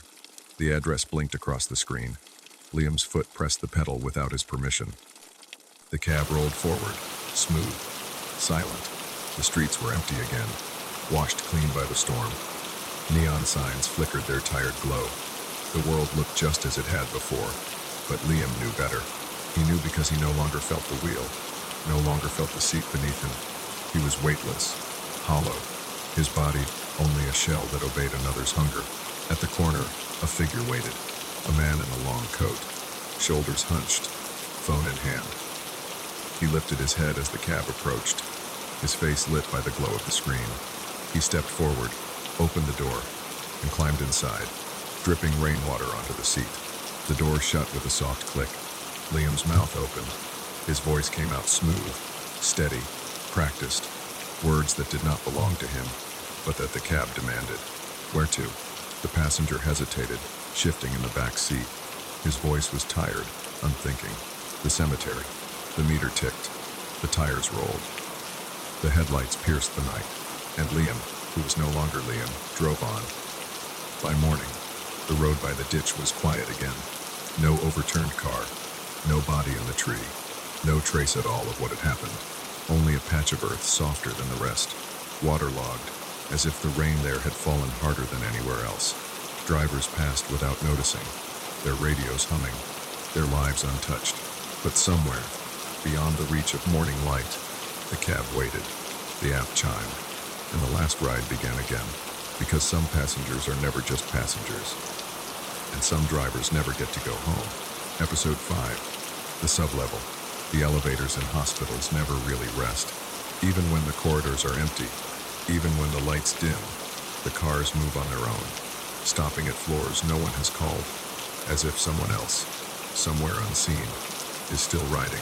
It was past midnight when Dr. Caldwell rubbed his eyes and stripped off his gloves. The emergency on the 5th floor had been brutal 45 minutes of chest compressions, adrenaline syringes, and a monitor that flatlined again and again until it simply refused to rise. They had lost the patient. Another one for the ledger, another name scribbled on the night's report. Beside him, Nurse Eliza walked silently, her shoes whispering against the polished tile. She carried the clipboard tight to her chest, as though holding on to something solid might steady her against the weight of the night. The hospital was quieter now, the hum of fluorescent lights louder than any human voice. The air smelled faintly of antiseptic, and something sweeter underneath a cloying scent that clung to the halls long after visiting hours were over. Caldwell pressed the elevator button. The circle glowed dim orange. A pause, then a chime. Ding. The doors slid open with a groan. They stepped inside. The panel glowed weakly, its numbers rising in a vertical column. Caldwell pressed 1, his finger lingering against the cool metal, as if reassurance might come from the touch. The doors slid shut, sealing them into the small box of stale air and faint humming machinery. The elevator lurched. They began to descend. Eliza leaned against the wall, exhaling. Rough one tonight. Caldwell gave a humorless chuckle. They're all rough. The elevator hummed. The lights overhead flickered once, then steadied. Caldwell glanced up, a frown pulling at his features. Hospitals were old machines, he reminded himself. Elevators especially. Nothing to worry about. The panel ticked down. 5, 4, 3, then past it. 2, 1, still descending. Eliza blinked at the numbers. Doctor? We passed the lobby. Caldwell leaned forward, pressing 1 again. The button glowed, but the car did not slow. The hum deepened, the walls vibrating faintly, as though they were sliding into a hollow that had not been opened in years. On the panel, a new light appeared. B1. Eliza frowned. Basement? The elevator did not stop. B2. The air grew colder, the hum louder. The fluorescent bulb above flickered again, this time longer, throwing shadows that seemed to move before the walls steadied. Caldwell's pulse quickened. Then, ding, the car slowed. The doors rattled, and the number glowed red. B3. The doors slid open.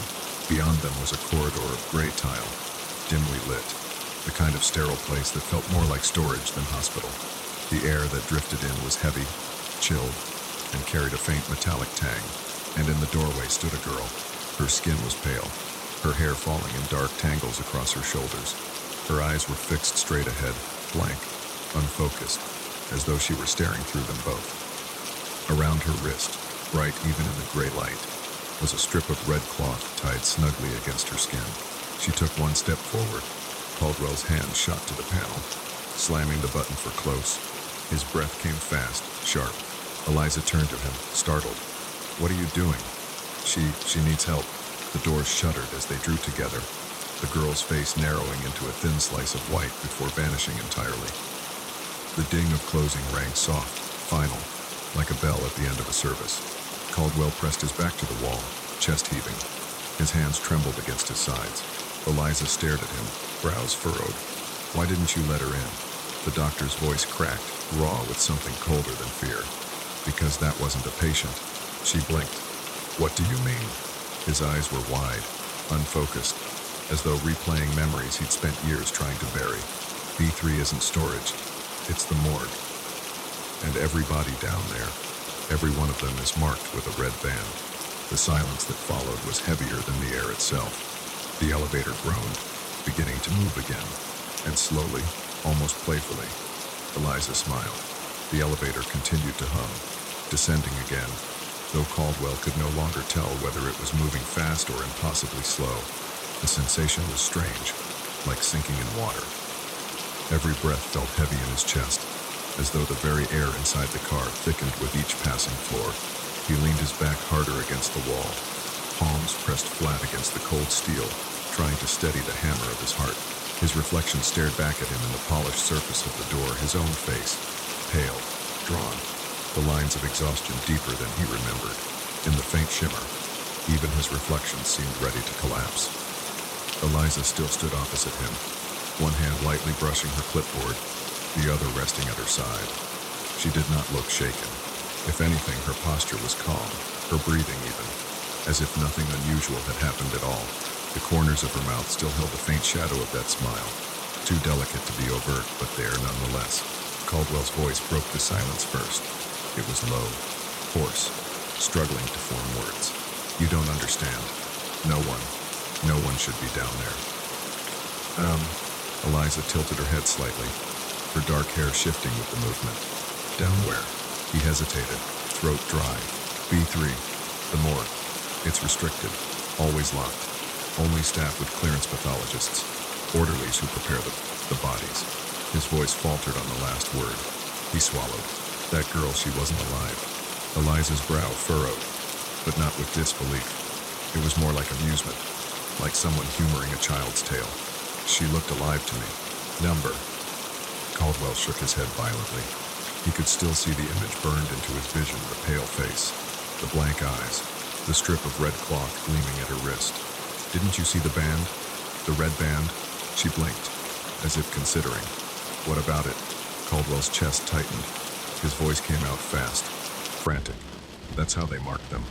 Every cadaver that comes through the hospital is tagged. The toe, the wrist doesn't matter. Red cloth means they've been processed. It's tradition, old practice. Some say it's for order, some say it's to ward off spirits. But I know what it means. It means they're dead. The word echoed in the small space, louder than it should have been. Dead. The elevator groaned around them, its walls vibrating, as if the machine itself reacted to the weight of the word. For a long moment, neither spoke. The fluorescent bulb above buzzed faintly, flickered once, then steadied. The panel lights ticked down again, B1 still faintly glowing, B2 dim beneath it. And then, impossibly, the red glow of B3 lit once more, though they had already passed it. Caldwell stared at it, his breath caught. That's not right. It can't light again. Eliza's smile deepened, small and quiet. She shifted her clipboard under her arm, freeing her hand. Slowly, deliberately, she raised her wrist. The movement was casual, almost graceful, but Caldwell felt it like a strike to the chest. His eyes widened, fixed on her arm as she turned it toward him. There, tied snugly against her pale skin, was a strip of red cloth, bright, vivid, the same as the girl's. Caldwell's throat locked, his knees nearly buckled. No, Eliza's eyes softened, her smile now plain. Yes, the elevator seemed to slow, though no number glowed on the panel. The hum deepened into something heavier, lower, vibrating through the soles of their shoes, through their bones. The air grew colder still, so cold Caldwell's breath now puffed white in the faint light.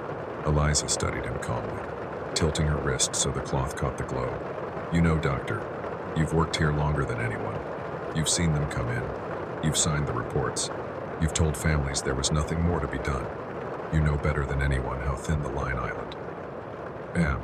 Her voice was soft, almost tender, but the words cut sharper than any scalpel. Caldwell shook his head, pressing himself harder against the wall. You're alive. I've worked beside you for years. You're alive? She finished for him with the faintest chuckle. You think this? She raised her arm higher, the red cloth trembling slightly with her pulse. Is given to the living? He wanted to look away, to shut his eyes, but he couldn't. The cloth seemed to glow against her skin, impossibly bright, brighter than the sterile light above them. I don't understand, he whispered. You will.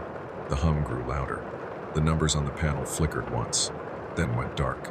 The elevator had no floor now, no destination. It simply descended, deeper and deeper, as if falling through the hollow earth itself. Caldwell's stomach lurched. He pressed the emergency stop button, his palm slamming against it again and again, but nothing answered. No alarm, no halt, only the endless hum, the cold, the claustrophobic descent. Eliza did not move. She only watched him, her smile faint but steady. "You were right, you know," she said softly. "That girl wasn't alive. She was only waiting, just like the rest of us." Her words crawled under his skin, through his veins. He shook his head, whispering to himself, trying to break the spell. "No, no, no." But when he looked at her again, the red band was no longer just on her wrist.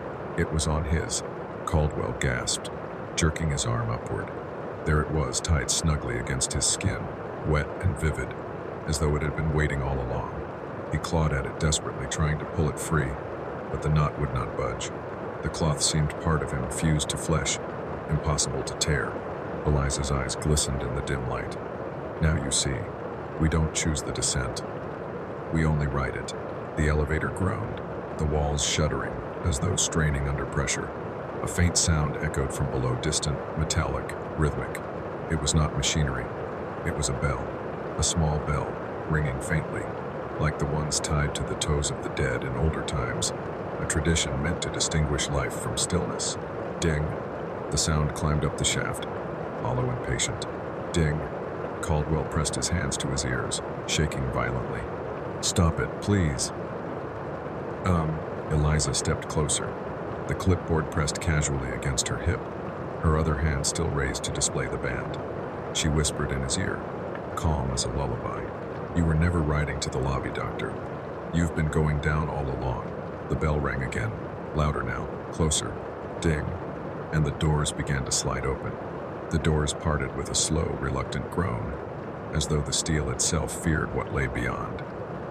The gap widened, and the air that seeped in was different, colder, heavier, carrying with it the stale scent of stone and something metallic, like old coins left too long in damp earth. Caldwell's breath caught in his throat. For a long moment, he could not move. The space beyond the threshold was not a corridor in any hospital he knew. It was vast, a cavern, tiled in white that had yellowed to gray, stretching further than the light should have reached. The walls seemed endless, fading into shadow, though faint outlines hinted at rows upon rows of tables, and on each table lay a shape, draped in cloth, still, silent, waiting. The red bands were everywhere, bright, vivid against pale fabric, tied around wrists, ankles, even throats. They seemed to glow faintly, pulsing in rhythm with the low hum that filled the air. Caldwell pressed back into the corner of the elevator, shaking his head. This isn't real. This is some trick." Eliza stepped calmly toward the threshold, her heels clicking against the floor. She turned back to him, her smile patient. "It's as real as anything you've ever seen in this building. More real, perhaps, because this is where it all ends." Her voice carried softly into the chamber, and for the first time Caldwell thought he heard movement, a rustle beneath the cloths, a sigh of shifting air, the faintest sound of many bodies exhaling together. "No," his voice cracked. His eyes darted to the panel, searching for numbers, for light, for anything that might carry him back up. The display was blank, the buttons dead. Only the faint red glow of B3 pulsed steadily, as if carved into the machine itself. Eliza raised her wrist again, the red band bright against her pale skin. She studied it thoughtfully, as if admiring a bracelet. "You told me once, Doctor, that the hardest part of this job was telling people it was over, that death was final, that there was nothing more you could do." Her gaze lifted to his, sharp now, cutting. "But what if you were wrong? What if death isn't the end? What if it's only the next ward?" Caldwell's hands shook. He looked down at his own wrist. The band was still there, tight against his skin. No matter how he clawed at it, it refused to move. His nails scraped until the flesh beneath bled, but the cloth drank it, brightening deeper, richer. The sound of the bell echoed again, not from above this time, but from within the cavern. Ding! One of the draped shapes stirred. The cloth slid away, revealing a face pale and slack, eyes closed. The chest rose once, shuddering. The wrist twitched, the red band glistening wet in the dim light. Ding! Another stirred, then another, dozens of them, hundreds. The rustling grew louder, a chorus of fabric shifting, chains rattling softly against steel frames. Caldwell's pulse raced until he thought his heart might burst. He slammed his fists against the wall of the elevator, screaming, Stop this. I don't belong here. Eliza's voice was calm, a lullaby in the storm. We all belong here eventually. The only question is when. She stepped back into the car, the doors still open behind her, the endless chamber stretching beyond. Her eyes were no longer warm. They glowed faintly, like the band's, steady and unblinking. Some of us ride down sooner, she whispered. Some of us wait for the call. But once you see the band, she lifted his wrist gently, her fingers cool against his trembling hand, holding it up between them. You cannot go back. The chorus of movement swelled, louder now, bodies stirring, bands glowing, a tide of the dead shifting awake. The bell tolled again, deeper this time, vibrating through the floor. Ding. The sound was not just in the air. It was in his chest, his bones, his skull. A summons. Caldwell's knees buckled. He slid down the wall, clutching his wrist, his breath shallow. His reflection in the elevator's steel door stared back at him. But it was wrong. Its eyes were sunken, its skin gray, the band vivid, bright as blood. He squeezed his eyes shut, whispering like a prayer. This isn't happening. This isn't happening. But the hum of the elevator answered, and the dead did not stop moving. The elevator doors did not simply open. They yawned, as if something vast and unseen pushed them wide from the other side, welcoming him with an inevitability that chilled the marrow. The crack between them grew, and with it came the air cold, damp, metallic. It was not the ordinary sterility of a hospital basement. This air carried weight. The faint iron tang of blood mingled with the sourness of stone that had never seen daylight. Caldwell tried to retreat, pressing himself flat against the rear wall of the car, but the space inside felt smaller now, as though the walls themselves were closing in, leaving him nowhere to go but forward. His chest rose in quick, shallow bursts, his breath ghosting visibly in the flicker of fluorescent light. Eliza stood at the threshold with a serenity that mocked his terror. She did not cling to the wall. She did not tremble. Instead, she held herself upright, her posture steady, her chin lifted, as if this place belonged to her.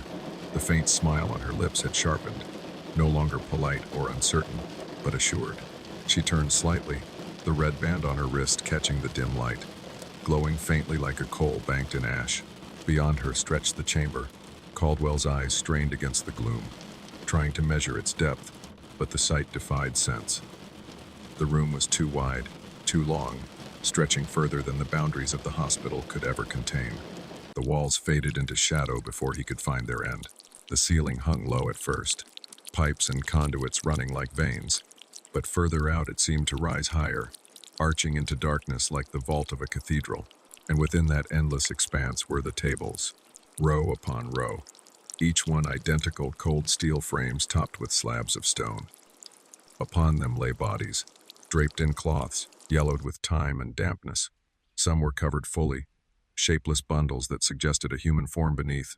Others were loosely veiled, outlines of faces visible, hollows where eyes should have been, and every single one bore the same mark. A strip of red tied snug around a wrist, an ankle, or across a throat, each band pulsing faintly with a rhythm not unlike breath.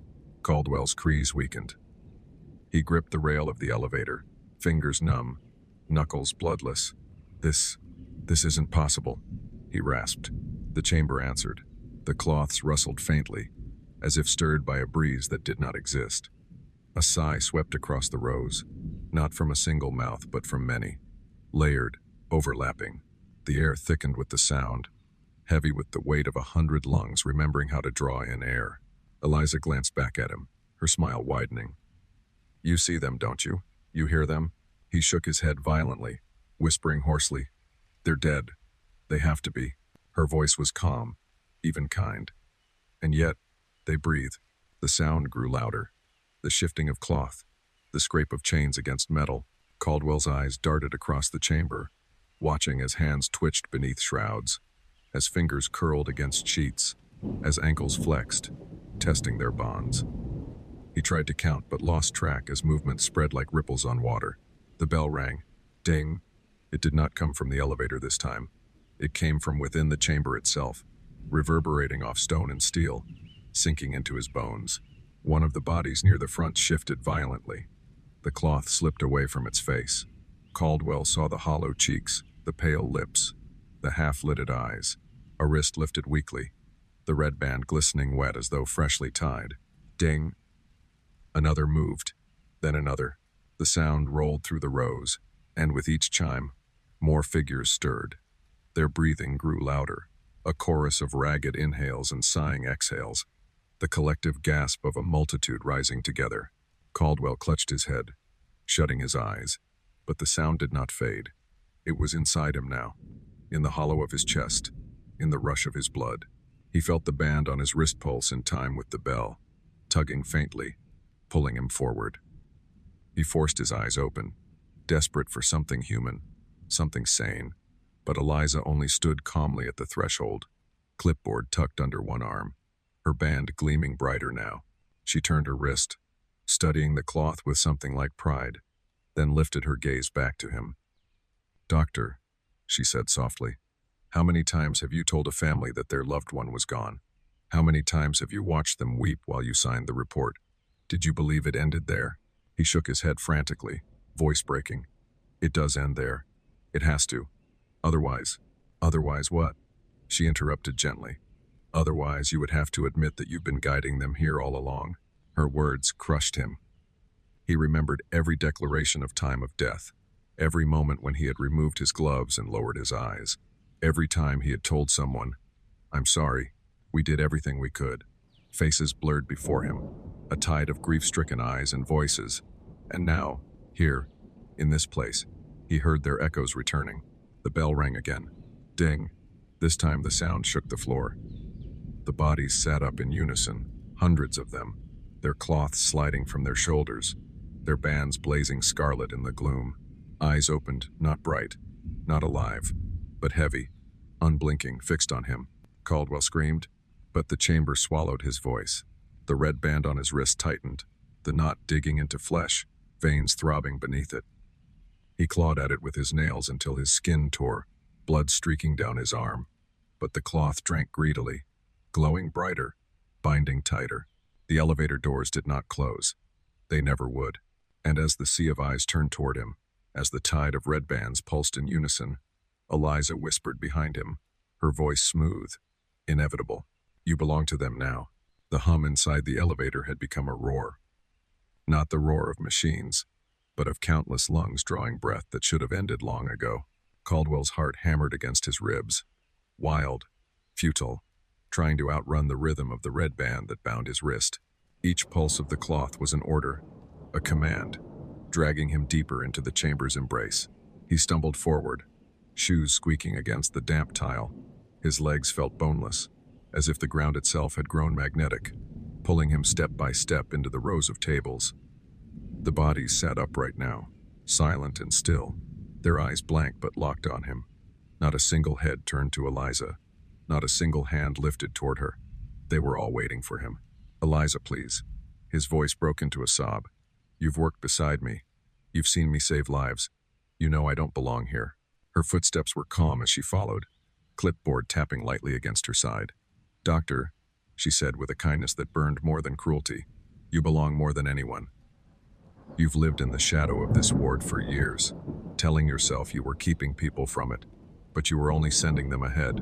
Her smile widened, and she gestured toward the rows. "Now, you've been called too." He shook his head violently. His hands clawed at the band, tearing skin until blood ran freely, but the knot only tightened, threads burrowing deeper as if they were veins of their own. The blood that should have weakened him seemed to strengthen the cloth, its red deepening into something darker, something that gleamed in the cold light. The bell tolled again. Ding! This time, the sound cracked through the chamber like thunder. The figures leaned forward as one. Hands rose from their laps, wrists marked with red, reaching toward him, fingers crooked, beckoning. Hundreds of them. Caldwell's breath faltered, his chest sizing. His knees hit the tile, his body folding under the invisible weight of their gaze. He whispered a single, broken word. "Number." The first hand touched him. It was cold, clammy, yet impossibly strong. Then another, and another. Dozens gripped his arms, his shoulders, his back. Their strength was not violent, it was steady, inevitable, like water dragging a body downriver. He was lifted, carried, pulled across the tile toward an empty slab waiting at the front of the row. He thrashed, screamed, but his voice was swallowed by the breathing chorus. The red band burned now, searing hot against his wrist, pulsing so hard it felt like his very heartbeat had been ripped from his chest and given to the cloth. They laid him down on the stone. The chill seeped into his bones, sharper than ice, deeper than death. Straps slid over his arms and legs, buckles snapping tight. He tried to rise, but his muscles no longer listened. His vision blurred as the rows of faces leaned over him, eyes glowing faintly red in the gloom. At the foot of the slab, Eliza stood. She set her clipboard neatly on a metal tray, then folded her hands. Her expression was no longer nurse-like, no longer gentle, it was ceremonial. She tilted her head, the faint smile still curving her lips. "You see," she whispered, "there's no difference between us. Living, dead, it's only perspective. And when the band is tied, perspective ends." "Oh," Caldwell sobbed once, a broken sound that turned into a rattle. His wrist twitched, the band pulsing one final time before sinking flush with his skin, indistinguishable from the veins it had replaced. His chest rose shallowly, then stilled, and in that stillness he understood. The descent had never been a mistake. It had been an appointment. The bell tolled again. Ding! The rows of figures lay back down in unison, their cloths falling gently over them, their breathing fading into silence. Caldwell's eyes, wide and glassy, stared upward at the vaulted dark. His hands twitched once, then were still. The slab was no longer empty, and the elevator doors closed. When they opened again, Eliza stood alone inside, her clipboard tucked neatly under her arm. The fluorescent light above her was steady once more, the panel glowing faintly with the number 1. She stepped out into the lobby, shoes clicking against the tile, her expression calm. The security guard at the desk looked up, startled. "Long night?" She smiled. "The longest." And she walked into the hospital's quiet halls, leaving the elevator behind, its doors sliding shut with a final, echoing ding. Somewhere below, the sublevel waited, and sooner or later, every elevator would stop there. Episode 6, The Crossroads. Danny was only 6 years old. His hand, small and soft, nestled into his mother's as they walked the long road home. The evening had turned cool, and the sky was a mottled canvas of purples and bruised blue, the last traces of daylight fading at the edges. They had visited Danny's grandmother, who lived in a cottage near the river, and were returning to their own house on the far side of the village. The road was empty, but for the two of them. Ahead, rising crooked against the darkening sky, was the old electric pole. It leaned slightly, its wooden base scarred with the marks of nails and weather, the wires above humming with the faint vibration of current. A battered sign was fixed to its middle white once, now yellowed by years of rain and dust. The words were simple, stenciled in fading red. Safety, people. To Danny's mother, it was nothing more than a landmark, one she had passed countless times since childhood. Yet every time she approached, some part of her tightened, as though the very air grew colder, for she remembered. Everyone remembered. It had been 12 years ago, a stormy evening not so different from this one. Two boys, hardly older than teenagers, had been racing a motorbike down the slick road. The tires lost grip on the wet earth, and the machine skidded sideways, slamming into the pole with a sound that neighbors swore they could still hear in their dreams. One boy died instantly, his skull shattered against the wood. The other had lived just long enough to cry out for his mother, his voice breaking in pain, before he too fell silent. When morning came, villagers found the blood soaked deep into the soil at the base of the pole. No rain could wash it away, not for weeks. Some said the ground itself had drunk too deeply. Others whispered that the spirits lingered, clinging to the place where their lives had ended too soon. And though years had passed, the story never really died. Danny's mother knew all of this. She had been only a teenager herself when it happened.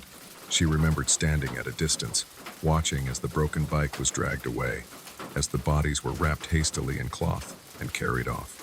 She remembered the silence of the crowd, heavy and suffocating. She remembered swearing to herself that she would never forget, and yet here she was, walking with her son past the same cursed place, heart tightening with every step. Danny, of course, knew none of this. To him, the road was just a road, the pole just another tall thing against the sky. His eyes were bright, curious, always searching. As they drew near, he slowed, tugging lightly at his mother's hand. "Mama," he said in a clear, matter-of-fact voice, as though commenting on the weather. "There are 2 people on the pole." She froze. For a moment, her breath caught, and the night seemed to hush. The cicadas quieted. Even the wires overhead seemed to hold their hum.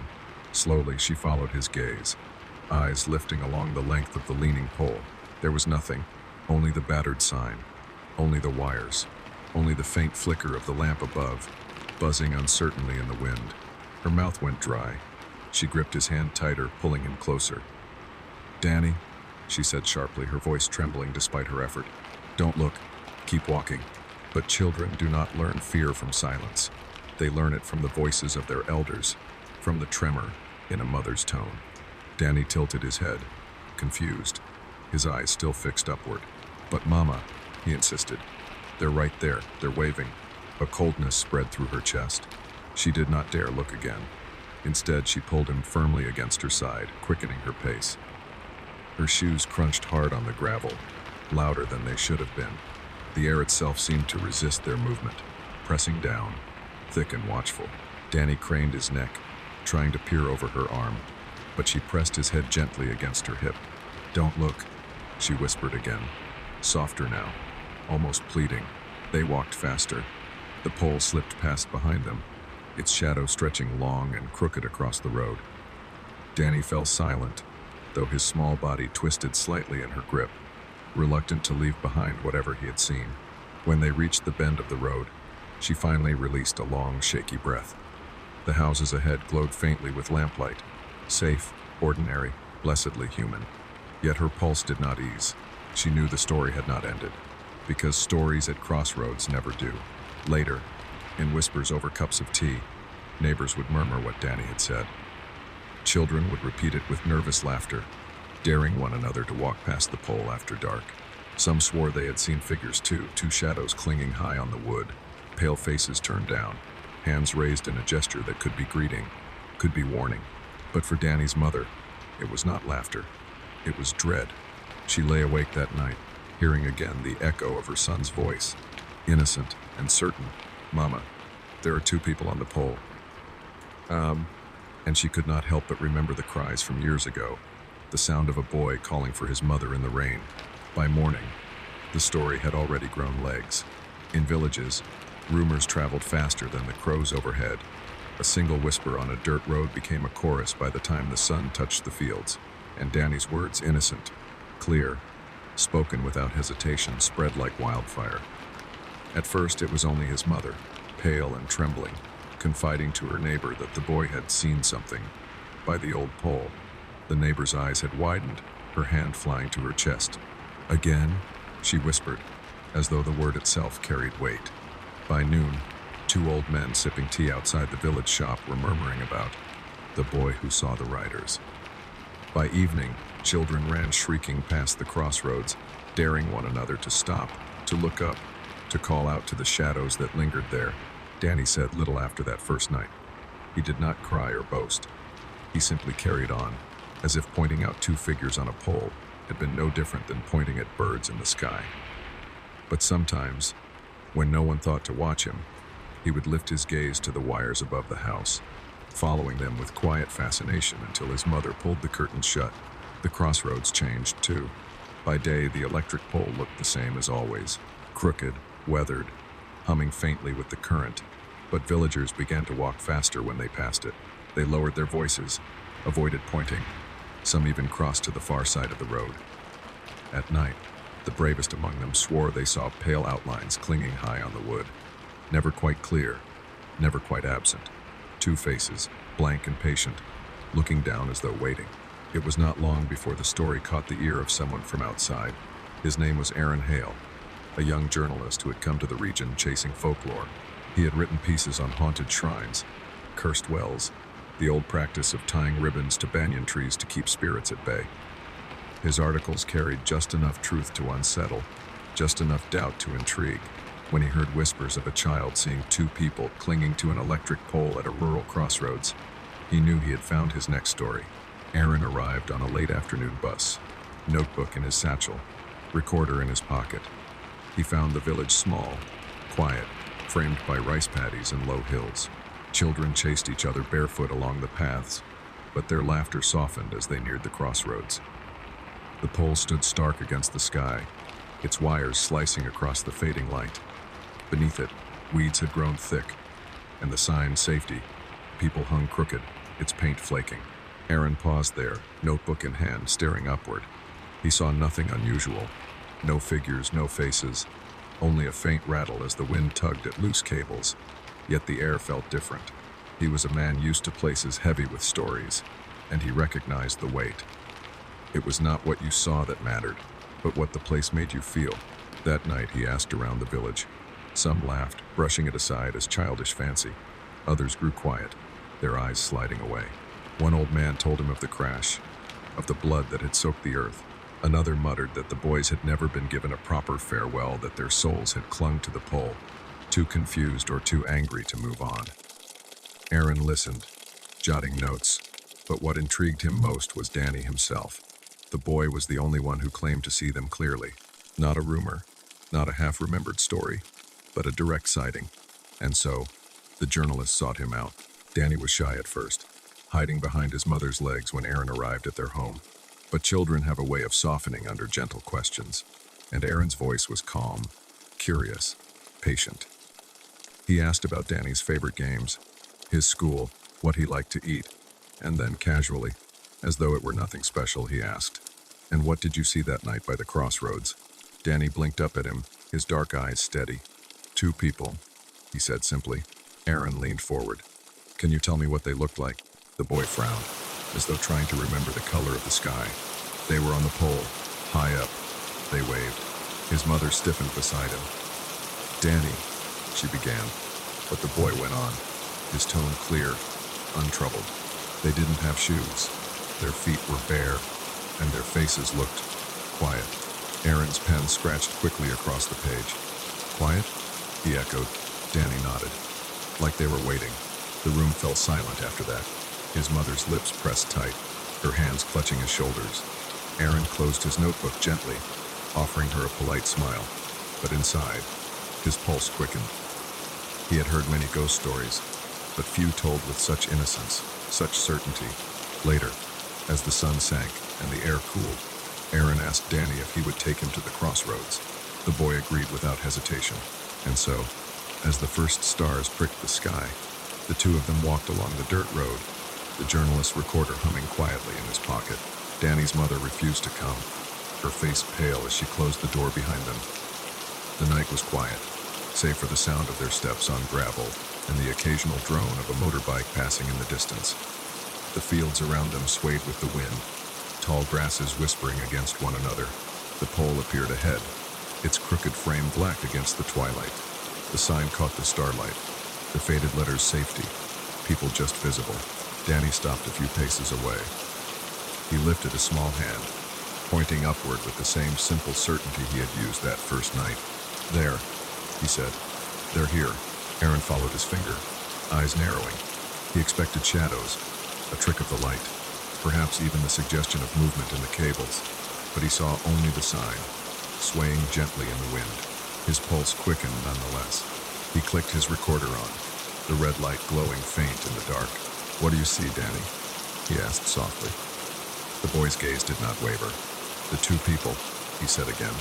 "They never leave." Aaron stared upward, into the blank sky, into the wires that hummed faintly overhead, and though his eyes told him nothing was there, a prickle crawled across his skin, the ancient weight of a place that remembered. The crossroads had found its witness. The recorder's red light blinked like a tiny heart in Aaron's pocket. The journalist kept his gaze fixed on the electric pole, his breath shallow, his notebook pressed tightly in one hand. Danny stood beside him, steady and certain, small finger raised toward the wires that cut through the night. "They're right there," the boy repeated softly, his tone casual, as though pointing out birds in the branches. "They're watching." Aaron squinted. He saw only the battered wooden post, the faded safety sign nailed crooked to its side, the wires humming faintly with the passage of current. The lamp above buzzed weakly, casting a sickly yellow halo. Nothing more. "What do they look like?" Aaron asked. Danny tilted his head, considering. "They're thin, Bare feet. Their faces look tired, but they keep waving. Aaron shivered despite the stillness of the air. His eyes scanned the pole again and again, searching for movement, for shadows, for some hint of what the boy described. But there was nothing. No waving, no faces, no feet dangling above the road. He crouched to Danny's level, lowering his voice. "Danny, you see them now? Not just before? You see them right now?" The boy nodded without hesitation. "Yes, they're here." Aaron's pen trembled against the paper. He wanted to press further, to demand details, the color of their eyes, the sound of their voices, the way their hands moved. But something in the child's calm expression stopped him. This was not a boy inventing a story for attention. This was a boy reporting what he believed to be as real as the dirt beneath his feet. The wind picked up, rustling through the tall grasses on either side of the road. The pole creaked faintly, wires shuddering, the sign rattling against its nail. Aaron swallowed, the sound loud in his throat.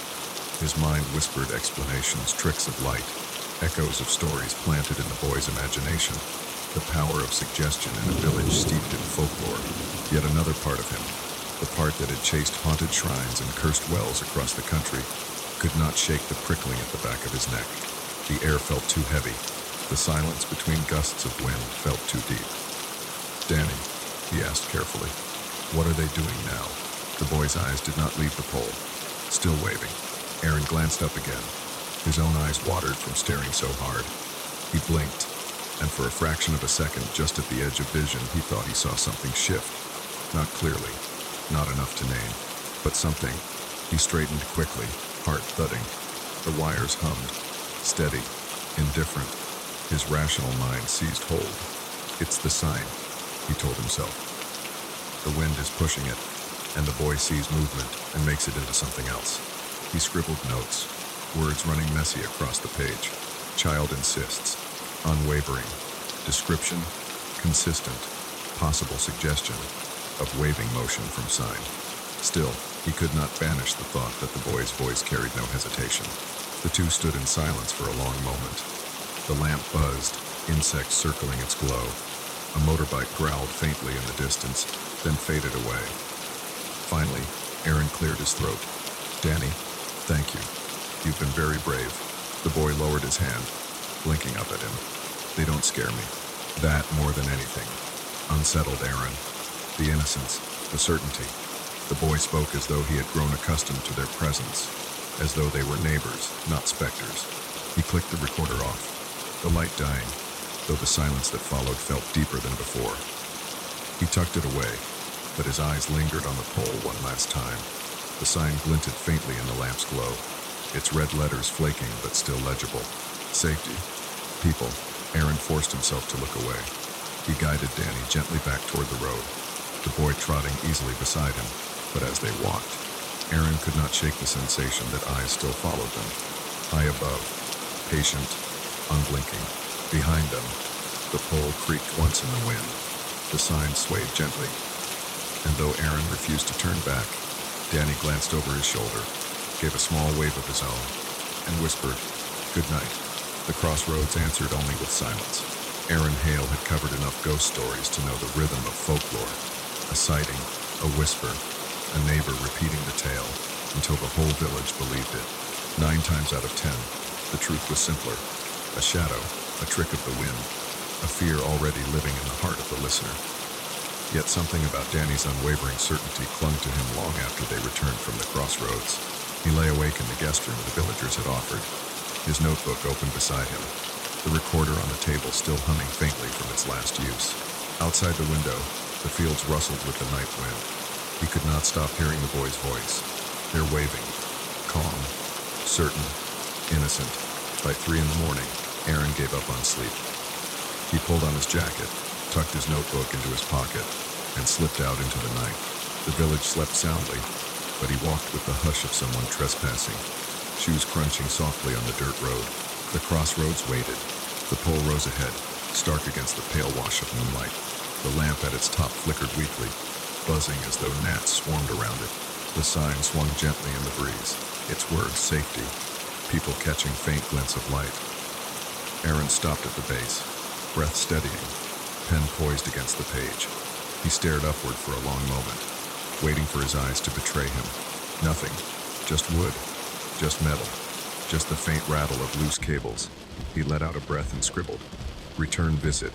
3:17 a.m. No visual anomaly. Possible confirmation of child's imagination. But the words rang hollow even as he wrote them. His chest still prickled with unease, as though the night air held more than it revealed. He switched on his recorder.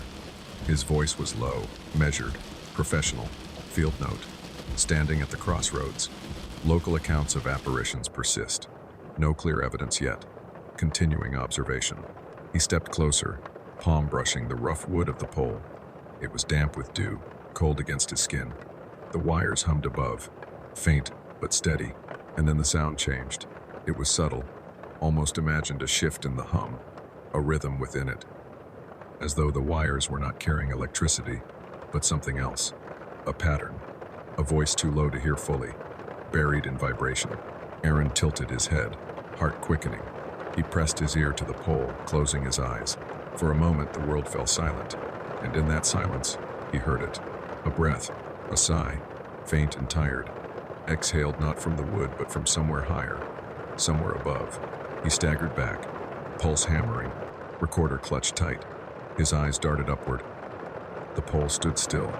The sign swung gently, and yet, for the briefest second, he thought he saw movement, two faint outlines, high against the wires, too pale for shadows, too solid for tricks of light.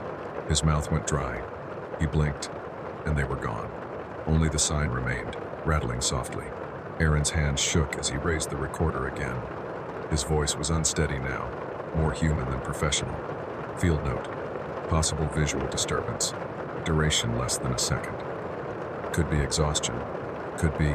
He stopped, because in the pause between words, he heard something on the recording. Not his own breath, not the wind. A whisper, two voices overlapping, distorted by the hum of the wires. He replayed it, pressing the device close to his ear. Again, the sound came. Waiting. Aaron's throat tightened. He stared up at the pole, the battered sign swaying in the night. The letters blurred before his eyes. Safety. People. The words looked wrong now. Too neat, too deliberate, as if hiding something beneath. He rubbed his eyes, shook his head, forced himself to breathe. But when he lowered the recorder, the whispers continued, no longer trapped in the device, but seeping from the wires themselves, curling down through the night air. Aaron staggered back, his pen dropping to the dirt. The recorder slipped from his hand, still glowing faint red as it lay in the dust. And though his eyes refused to see them, his skin told him the truth. Someone was there, two someones, watching, waiting. Aaron had always prided himself on being calm under pressure. He had walked through shrines where locals swore blood seeped from the walls. He had touched the stones of wells where women claimed to hear crying at midnight. He had even sat overnight in an abandoned temple where bats nested in the rafters, waiting to see if the ghosts of old monks would rise. Each time, he wrote his notes with steady hands, confident that what frightened others was only a quirk of human memory, a trick of shadow, the imagination stretching to fill silence. But standing here, at the foot of the leaning electric pole, the dirt cool beneath his shoes and the lamp above buzzing in its uneven rhythm, that confidence cracked. The recorder's red light blinked against his palm like a heartbeat. He had replayed it 3 times now, each time the same, his own voice describing the moment, then the faint hiss of static and buried inside it, like something alive wriggling under the noise, 2 voices overlapping, soft, broken, but clear enough to form a single word. Waiting. It was not the wind. It was not the groan of wood or the hum of wires. Aaron knew what distortion sounded like. This was not distortion. He turned the recorder off, shoved it into his pocket, and pressed his hands over his ears, trying to silence the word echoing in his mind. Waiting. Waiting. The crossroads was quiet around him. Too quiet. The cicadas had stopped. Even the dogs in the village beyond had gone still. The only sound was the faint rattle of the sign as the wind teased it, making the nail squeak in its rotted hole. Aaron forced a laugh, brittle and hollow. "It's just the sign," he whispered to himself. "Just metal on wood." The boy saw it move and called it waving. That's all. That's all it ever was. But when he looked up, the words faltered in his throat. The sign was swaying. Yes, but in rhythm. Left, right, pause. Left, right. A cadence too steady, too deliberate. It looked less like an object caught in the breeze, and more like a gesture, a wave. Aaron's breath hitched. He blinked, forcing his eyes to adjust. His rational mind screamed for him to note the angle of the wind, the way the wires shifted, the illusion of movement. But another part of him, the older part, the part that remembered childhood nights hiding under blankets, saw something else. Two faint shapes, high against the wood, pale, human outlines clinging to the pole, their bare feet dangling above the road. Aaron's pen slipped from his hand, dropping into the dirt. "No," he whispered. "No, no, no." The shapes did not move closer. They did not speak. They only swayed gently, in time with the rattling sign, hands raised in that same endless greeting. Or was it warning? His legs weakened, and he stumbled back, the gravel crunching loud in the silence. He wanted to run, but his body refused. His instincts as a reporter, the need to observe, to record, to witness, pinned him in place even as his heart screamed for escape. "Field note," he muttered, fumbling the recorder out again, his voice shaking as he clicked it on.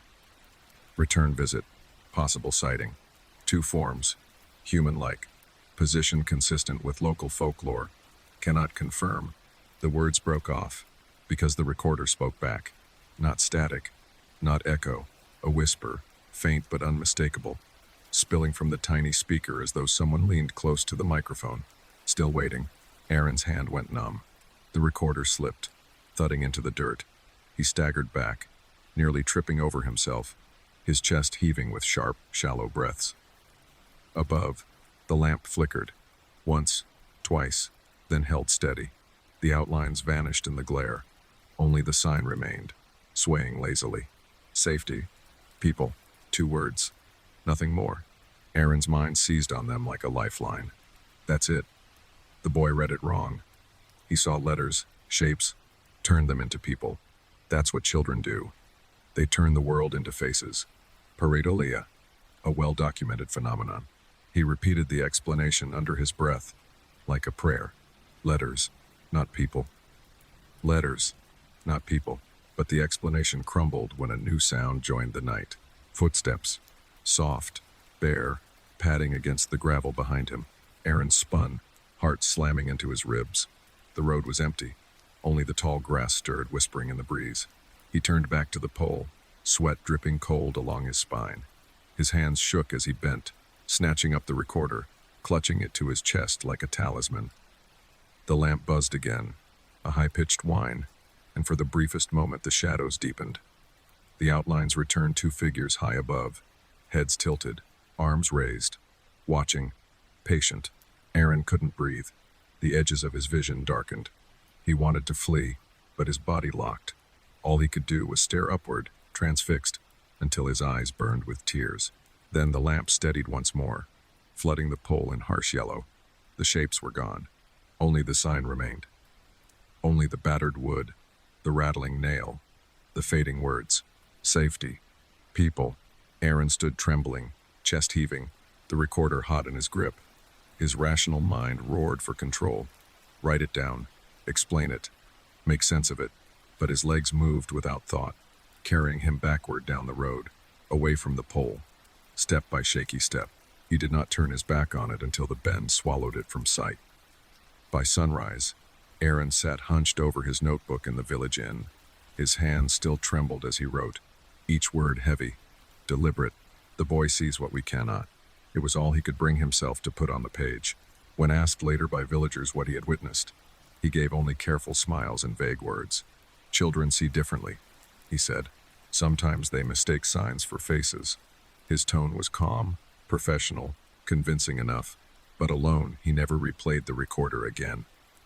Danny, however, returned often. He would pause at the crossroads, his small figure framed by the crooked pole, and look upward with calm certainty. Sometimes he whispered to them. Sometimes he raised his hand and waved, the gesture innocent, trusting. "Good night," he would say softly, and though the villagers saw only the battered sign swaying in the wind, Danny swore the 2 figures waved back. Episode 7. The Coffin. The old man had lived in his wooden cottage for nearly 4 decades. To most, it looked like a place abandoned long ago. The porch sagged, the shutters hung crooked, and moss grew in the corners where rain collected. But for him, it was home. A home built of creaks and drafts, of groaning joists and whispers in the night. Whispers he had taught himself to ignore. At first, the sounds were easy to dismiss. The occasional scratching beneath the floorboards rats, surely. A faint thump against the wall branches, perhaps. The sighing in the rafters, the wind. He told himself these stories often, repeating them like prayers, until the words themselves became part of the nightly ritual. But still, when the lantern burned low and the stove faded cold, the noises returned. This night was no different. He sat at his table, hands wrapped around a chipped mug, the lantern at his elbow casting its weak circle of gold. The silence stretched, broken only by the crackle of the last embers. And then there it was, a sound. Not the usual creak, not the familiar scurry. This was different. He leaned forward, eyes narrowing. At the far corner of the room where the floorboards met the hearthstone, something glinted, a thin line, copper bright, no thicker than a string, slipping through the gap between planks. At first he thought it was a trick of the light, but when he stood, lantern in hand, the gleam did not vanish. He crouched, fingertips brushing the floor, cold metal, smooth and real. A wire, disappearing into the boards. His brow furrowed. The cottage had no electricity. He lived by lantern light, by fire. The stove was wood-fed, the lamps fueled by oil. He had never strung a single wire beneath these floors. So what was this? Unease coiled in his chest. For a moment he considered leaving it, pretending it wasn't there. But the longer he stared, the more the wire seemed to hum, faint and steady, as though something flowed within it, not current, but intention.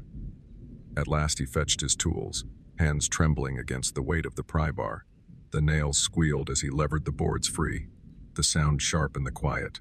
Beneath, the earth lay dark and damp, the wire disappearing into the soil like a root seeking deeper ground. He followed, lantern in one hand, shovel in the other. He stepped into the night. The air was sharp with the smell of pine and wet earth. Behind the house, the ground dipped toward the woods, and there the wire vanished beneath the soil. His boots sank softly as he walked, each step stirring the damp scent of loam. He pressed the shovel down, blade biting into the earth, following the wire as it snaked ahead, always just a little further, always leading him on. The night closed in around him. The forest whispered with unseen movement, the tall grass bowing as the wind sighed through it. Every so often he paused, lantern raised, listening for more than the hum of insects. The world felt too still, too watchful. The shovel struck something, a dull, hollow thud, different from stone. He froze. His hands tightened on the handle, sweat cooling against his temple. Slowly, he scraped away the soil. The lantern light flickered, shadows sliding across the ground as the shape revealed itself. Long, narrow, rectangular. Wood. His breath hitched. He cleared more soil, the outline emerging fully now, and dread pooled in his stomach. He knew the shape before it was complete. Everyone did. It was carved into memory as deeply as hunger, as grief. A coffin. The wire disappeared neatly into the crack between its boards, as though it had always belonged there. For a long while he could only kneel, staring, lantern trembling in his grip. His heart beat too fast, too loud. He felt the pull of the forest around him, pressing close, waiting to see what he would do. Then the sound came, faint, muffled. From within, a tap. He scrambled back, boots slipping in the damp soil, breath rasping, his ears strained. Silence. He told himself he had imagined it, that the ringing of the shovel still echoed in his skull. He almost believed it until it came again. Tap, tap, tap. From inside the coffin, the lantern shook violently in his hand, the light bobbing across the dirt. His throat closed. He wanted to run, to turn back, to cover the box with soil and pretend it had never been there. But his hands moved without permission, sliding the shovel's edge beneath the lid. The wood groaned as he levered it open. The lantern light spilled inside, and there she was, a girl, her skin pale as wax, her hair tangled in damp ropes across her shoulders. She wore a dress the color of parchment, yellowed and brittle with age. For a heartbeat, he thought she was a corpse, long buried, and bile rose in his throat. But then her chest rose, her lips parted, her eyes snapped open. "Please." Her voice was thin, ragged, like paper tearing in the wind. "Please, save me." The old man staggered back, lantern jerking in his grip, the light flaring across the trees. His heart thundered, his mouth opened, but no words came. He stood frozen, caught between terror and pity, between belief and denial. She lifted a hand, trembling, reaching toward him. The copper wire wound tightly around her wrist, vanishing into her flesh as though it had grown there. His knees gave out, dropping him to the soil. The lantern clattered beside him, flame guttering low, and then she was gone. The coffin lay empty. Only damp wood, only the coil of wire, only the silence of the forest pressing heavy around him. The old man's breath came ragged, loud in the hush. He crawled forward, peering into the coffin once more. Empty, utterly empty. No trace of her hair, her dress, her hand. Nothing but the hollow box and the wire that led nowhere. His fingers trembled as he touched the wood. Cold, wet, real, but he could not unsee her face. He could not unhear her voice. "Please, save me." The forest gave no answer. Only the lantern's faint hiss, the whisper of wind through the trees, and the earth itself holding its silence. The old man staggered to his feet, clutching the shovel, and for the first time in years he felt the house behind him watching, waiting. The old man did not sleep that night. He returned to the cottage with the lantern low, his boots caked with soil, the taste of rust and earth clinging to his tongue. He barred the door, checked the shutters twice, and lowered himself into the chair beside the hearth. His heart still beat with the echo of what he had seen, or thought he had seen in the coffin. A girl, her skin pale, her eyes open, her hand reaching for him, her voice breaking the silence. "Please, save me." The words clung to him as tightly as the smell of wet soil that still lingered on his clothes. He sat awake, the fire's embers dwindling, until the gray wash of dawn touched the window. When sleep finally came, it was shallow and restless. He dreamed of wood groaning, of fingernails scratching at boards, of a voice that whispered not from outside but from the inside of his skull. By morning, he convinced himself it had been an illusion. He was old. His eyes were not what they once were. The lantern had flickered, the shadows had moved strangely, and his tired mind had shaped them into something that wasn't there. It was easier to believe that than to dwell on the impossible. But the wire remained. It ran through the boards of his cottage, through the earth, out to the place where the coffin lay. No matter how he tried to ignore it, the line hummed faintly in the back of his awareness, like a taut string waiting to be plucked. For 3 days, he told himself not to go back. He chopped wood, mended the fence, brewed tea that went cold on the table. Yet each night, as he lay in bed, the silence grew heavier. He began to hear it again, the faintest sound, muffled and patient, pressing up from the soil. Tap, tap, tap. On the 4th night, it changed. He was sitting at the table when it began. Not tapping, not scratching. A voice, low at first, so faint he thought it was the wind threading through the eaves, but then clearer, steadier, curling up from beneath the floorboards where the wire had first appeared. That was one of my friends. His cup slipped from his hand, spilling tea across the table. He froze, breath shallow, ears straining. The voice came again, soft, feminine, impossibly close. "They told me I should find another house. They told me you would help." The old man's hand shook as he gripped the lantern. He wanted to speak, to demand who was there, but his throat locked. Instead, he shuffled toward the corner, crouching, pressing his ear to the floor. Silence, then faintly laughter. Not cruel, not mocking, but small and girlish, the kind of laughter that might echo from a meadow on a bright day. Only here, in the stale air of his cottage, it sounded wrong. He tore the boards up again, lantern flame quivering. The wire gleamed, humming faintly, leading once more into the earth. His breath came ragged, fogging the cool air rising from below. "Who are you?" His voice cracked, brittle as dry leaves. The answer rose, faint but steady, carrying up through the soil. "You've already met me." His vision blurred. He saw again the coffin, the pale girl's face, her lips moving, the plea. His knees weakened, and he sank to the floor. I can't, he whispered. You're not supposed to be here. Silence answered him. But silence had weight now, a waiting presence, heavy and expectant. That night, he dreamt again. In the dream, he stood at the edge of his garden, lantern in hand, the soil freshly turned. The coffin lay open, but this time it was not empty. Figures sat all around it, children, thin and pale, their wrists bound by red wires that burrowed into the earth. They did not speak, but their eyes fixed on him with quiet insistence, as though waiting for him to dig deeper. When he woke, his palms were full of soil. The days blurred. He could not keep away from the place behind his cottage.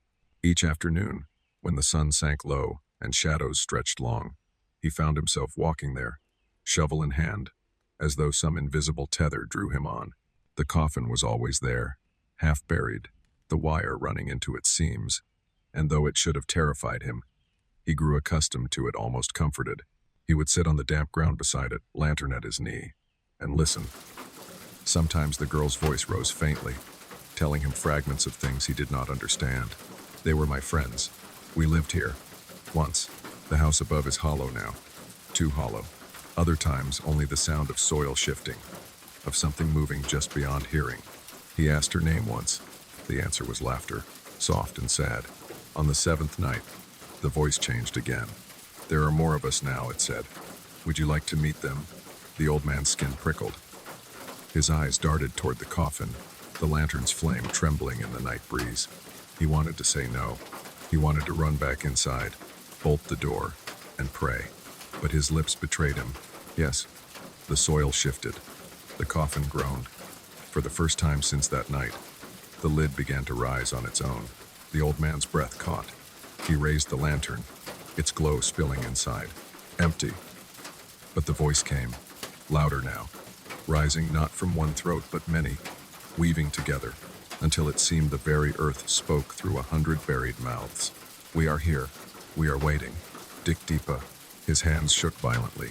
The lantern slipped, clattering against the wood, flame guttering. For one panicked moment he thought it would die, leaving him in darkness. But it flared back, trembling, throwing wild shadows across the garden. He staggered to his feet, chest heaving. The coffin was still open, the wire coiled within like a snake, vanishing into the dark below. The voices pressed against him, filling his skull, his lungs, his bones. Find us, help us, bring us into the light. The old man dropped his shovel and clamped his hands over his ears, but it did nothing. The voices poured through the soil, endless and insistent, growing louder with every heartbeat. Stop, he shouted. Please stop. And just like that, silence. So complete, so sudden, that he felt dizzy. The coffin lay open. The wire gleamed faintly. The night wind carried only the ordinary smells of soil and pine. But the silence was not empty. It was waiting, always waiting. The old man began to live in two worlds. By day, he chopped wood, boiled water, patched the holes in his roof with trembling hands. To anyone passing by on the road, he looked like the same solitary figure who had lived on the edge of the forest for decades. But inside, behind the shutters and beneath the floor, another life had begun. He could hear them now, even when the sun was up, faint, like the echo of children playing far away, laughter carried by the wind. At first he told himself it was memory, or madness, but the voices did not fade. They grew clearer, sharper, as though they had found the path into his ears. Dig deeper, they whispered. We are here. We are waiting. He tried to resist. He told himself he was old, that his bones ached too much for such foolish labor. He told himself the shovel belonged in the shed, not in his hands. But each dusk, when the lanterns began to glow, he found himself standing by the coffin once more, soil clinging to his boots, sweat cooling on his brow. The coffin had changed. It was no longer just wood and wire. When he brushed his hand across the lid, he felt warmth not from the lantern, not from the night air, but from within. The wood pulsed faintly, almost like skin, as though something inside still breathed. He would sit beside it for hours, lantern at his knee, listening. The girl's voice came often, soft and coaxing. You found me once, she said. Don't stop now. There are more of us. Sometimes other voices joined, overlapping, weaving together like the strands of a rope.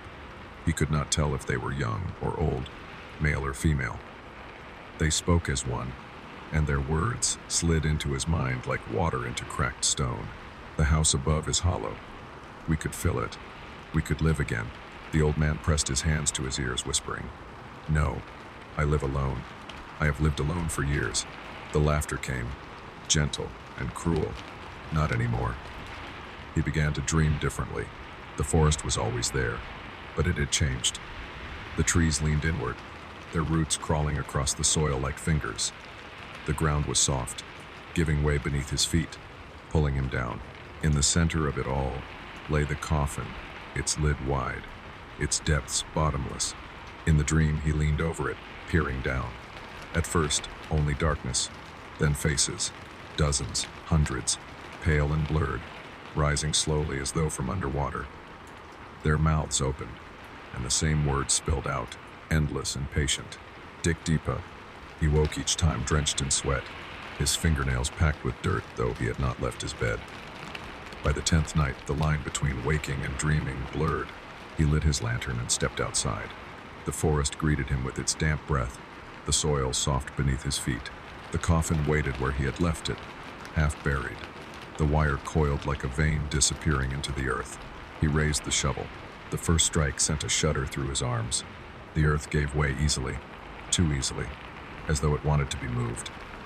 He dug and dug, the soil spilling out in dark heaps, the lantern light trembling across the growing pit.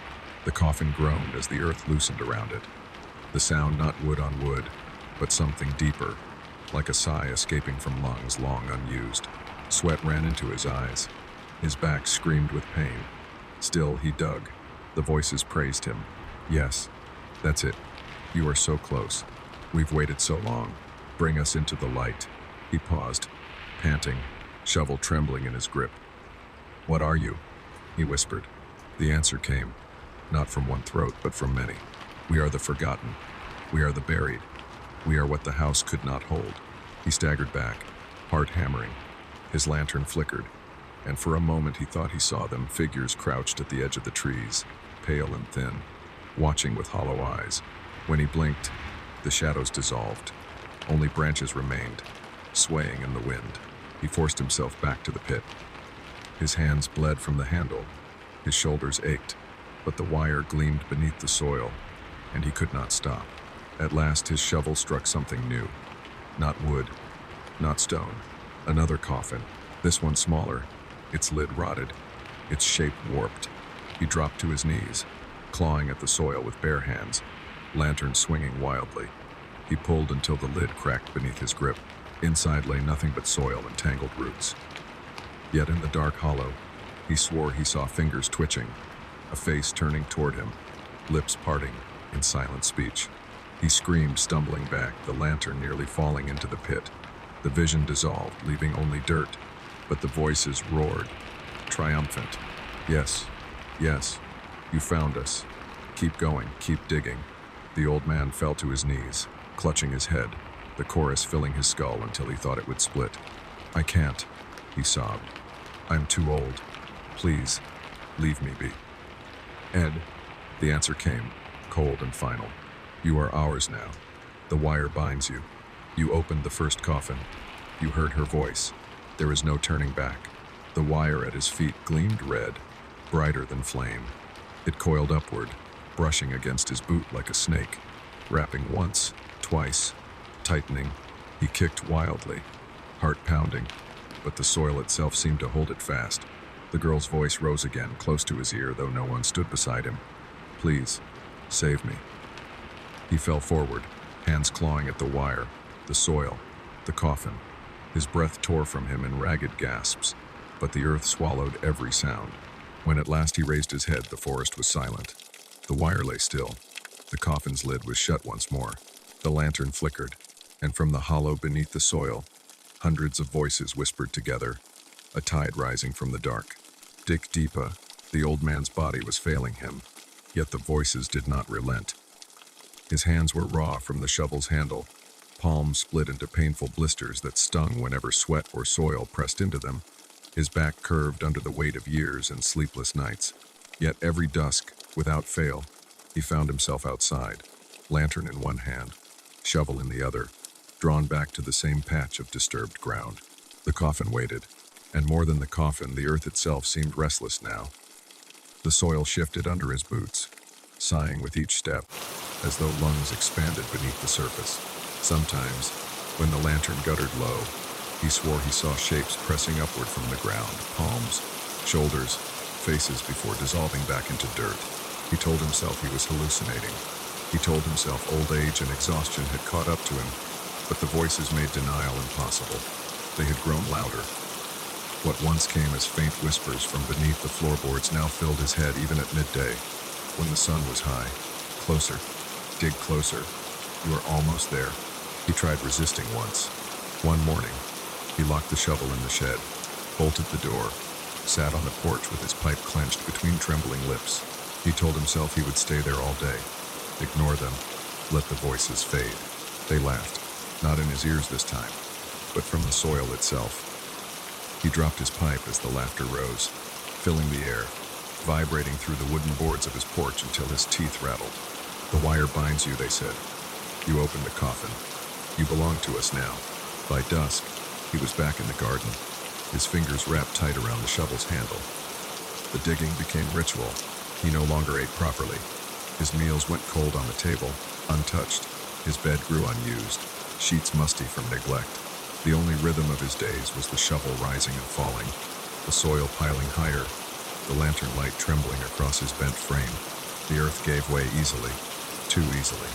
Sometimes it felt less like digging, and more like the ground moving aside for him, eager to reveal what lay beneath.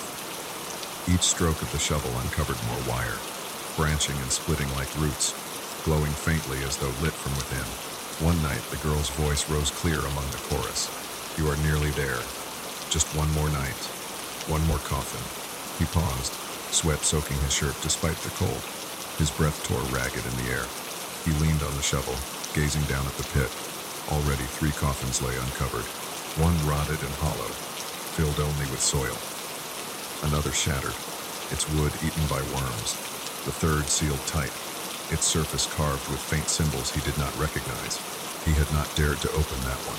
But now the voices pressed harder, more insistent. One more, and you will see the truth. He staggered back from the pit, shaking his head violently. No, he croaked. I'm finished. I'm too old. I won't do it. The silence that followed was worse than the voices. A heavy, crushing stillness pressed down on him, making his ears ring. Then, slowly, from the soil at his feet, a new sound rose. Knocking, soft at first, then louder. The coffin lids thudded from below, one after another, a dreadful rhythm that set the earth trembling. Knock, knock, knock. The old man fell to his knees, clutching his ears, sobbing. Stop, please. I can't. But the knocking continued, building to a frenzy, until at last one lid groaned open. He lifted his head, lantern light spilling across the pit. The sealed coffin had opened. Inside, no corpse, no bones. Instead, a hollow darkness, impossibly deep, as though the coffin were a doorway into some vast cavern below. A breath of cold air rushed upward, carrying the scent of damp stone and something sweet, cloying, almost like rot. And within that darkness, 2 pale hands reached upward. The old man screamed. He stumbled back, his foot slipping on loose soil, and tumbled into the pit. The lantern clattered beside him, its flame nearly snuffing out. He scrambled, clawing at the dirt, but the coffin's hollow yawned wide, swallowing the light, swallowing the sound. The hands brushed his leg. One more, the voices crooned. Just one more. You opened the first. You must finish. He kicked wildly, his boot connecting with wood, and dragged himself up by the roots clinging to the soil wall. His fingers bled as he clawed at the earth, hauling himself out of the pit. He collapsed on the ground, chest heaving, eyes wild. Below, the coffin lid slammed shut with a crack that echoed through the forest. The voices fell silent. Only his ragged breathing and the hiss of the lantern filled the night. He lay there for hours, staring at the stars through the bare branches. He knew he could not go on like this. His body was failing. His mind was unraveling. The house that had once been his refuge had become a prison of whispers. And yet, When dawn came, his first thought was of the pit, of the coffin waiting, of the unfinished work. The voices returned as the sun rose, softer now, almost kind. "You are chosen," they murmured. "We waited for you. Don't let us stay buried.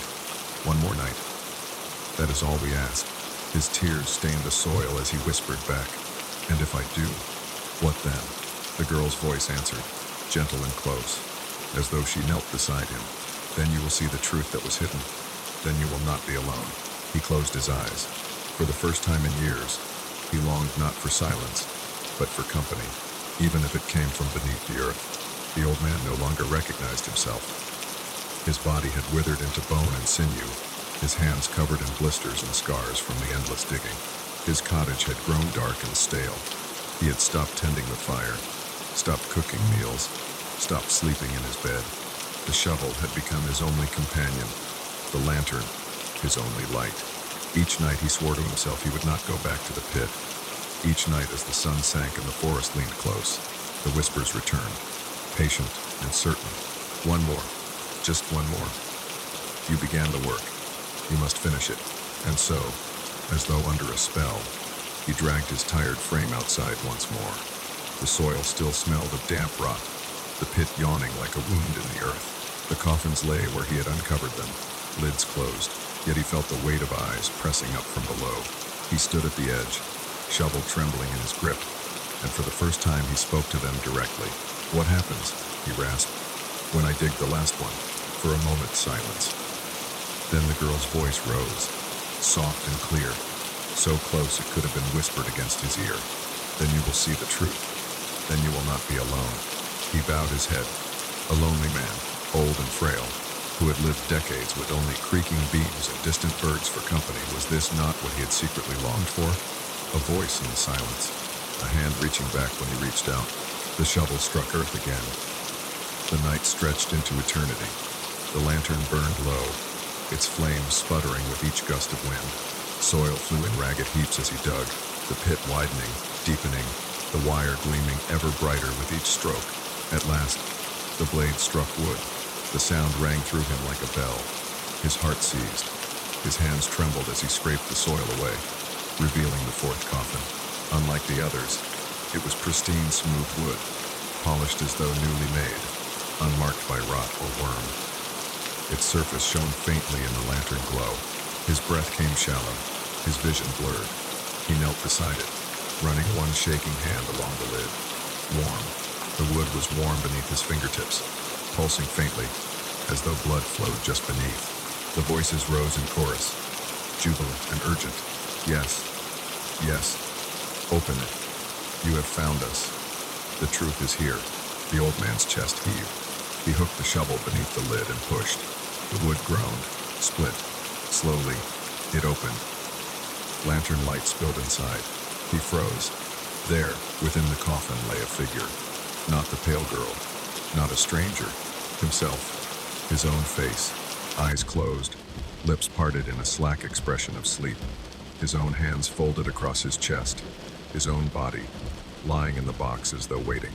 The shovel clattered from his hands. "No," his voice cracked. "No, this is a trick, a dream." But the figure in the coffin stirred. Its eyes opened, his eyes opened, and they fixed on him with weary recognition. The lips moved, and his own voice emerged, soft and broken. "Please, save me." The old man stumbled back, collapsing into the soil. His hands clawed at the dirt, trying to drag himself away. But the wire pulsed, alive, wrapping around his wrists, his ankles, his throat. The chorus roared, drowning his cries. "You opened the first. You dug the rest. You belong to us. The truth is, the coffin was always yours." The figure in the box smiled faintly, a sad, tired smile, and reached up. The old man felt his own hands, his double's hands, closing around his arms, pulling him down. He screamed. The lantern toppled. The light went out. When morning came, the cottage stood silent. The garden behind it lay freshly turned, soil piled in strange heaps, as though someone had labored all night. The wire had vanished. No trace of copper gleamed through the earth. The pit was gone. The coffin's gone. The ground smooth, undisturbed. Inside the cottage, dust lay thick. the bed unslept in, the table untouched. And yet, when the wind sighed through the eaves, the boards gave a hollow groan, and if one pressed an ear to the floor, faint voices seemed to rise. That was one of my friends. They told me I should find another house. They told me you would help. The old man was never seen again. But on quiet nights, when the lanterns burn low and the wind rattles the shutters, some swear they hear the scrape of a shovel from beneath the floorboards and a tired voice whispering from the dark, "Please, save me." And so the night ends, or maybe it doesn't. We've walked together through strange corridors, through locked doors and broken wires, through coffins that whisper and crossroads that wait. 7 stories, each one with its own shadow, each one leaving behind a small echo you may still hear when the room grows quiet again. If you're still awake, thank you for staying with me this long. And if you've drifted into sleep, that's fine too. Maybe the voices will follow you into your dreams. I'll be here again when the world goes silent and the hours grow heavy. Until then, keep your lantern close, keep your doors locked, and remember, some stories don't end when the telling does. Good night.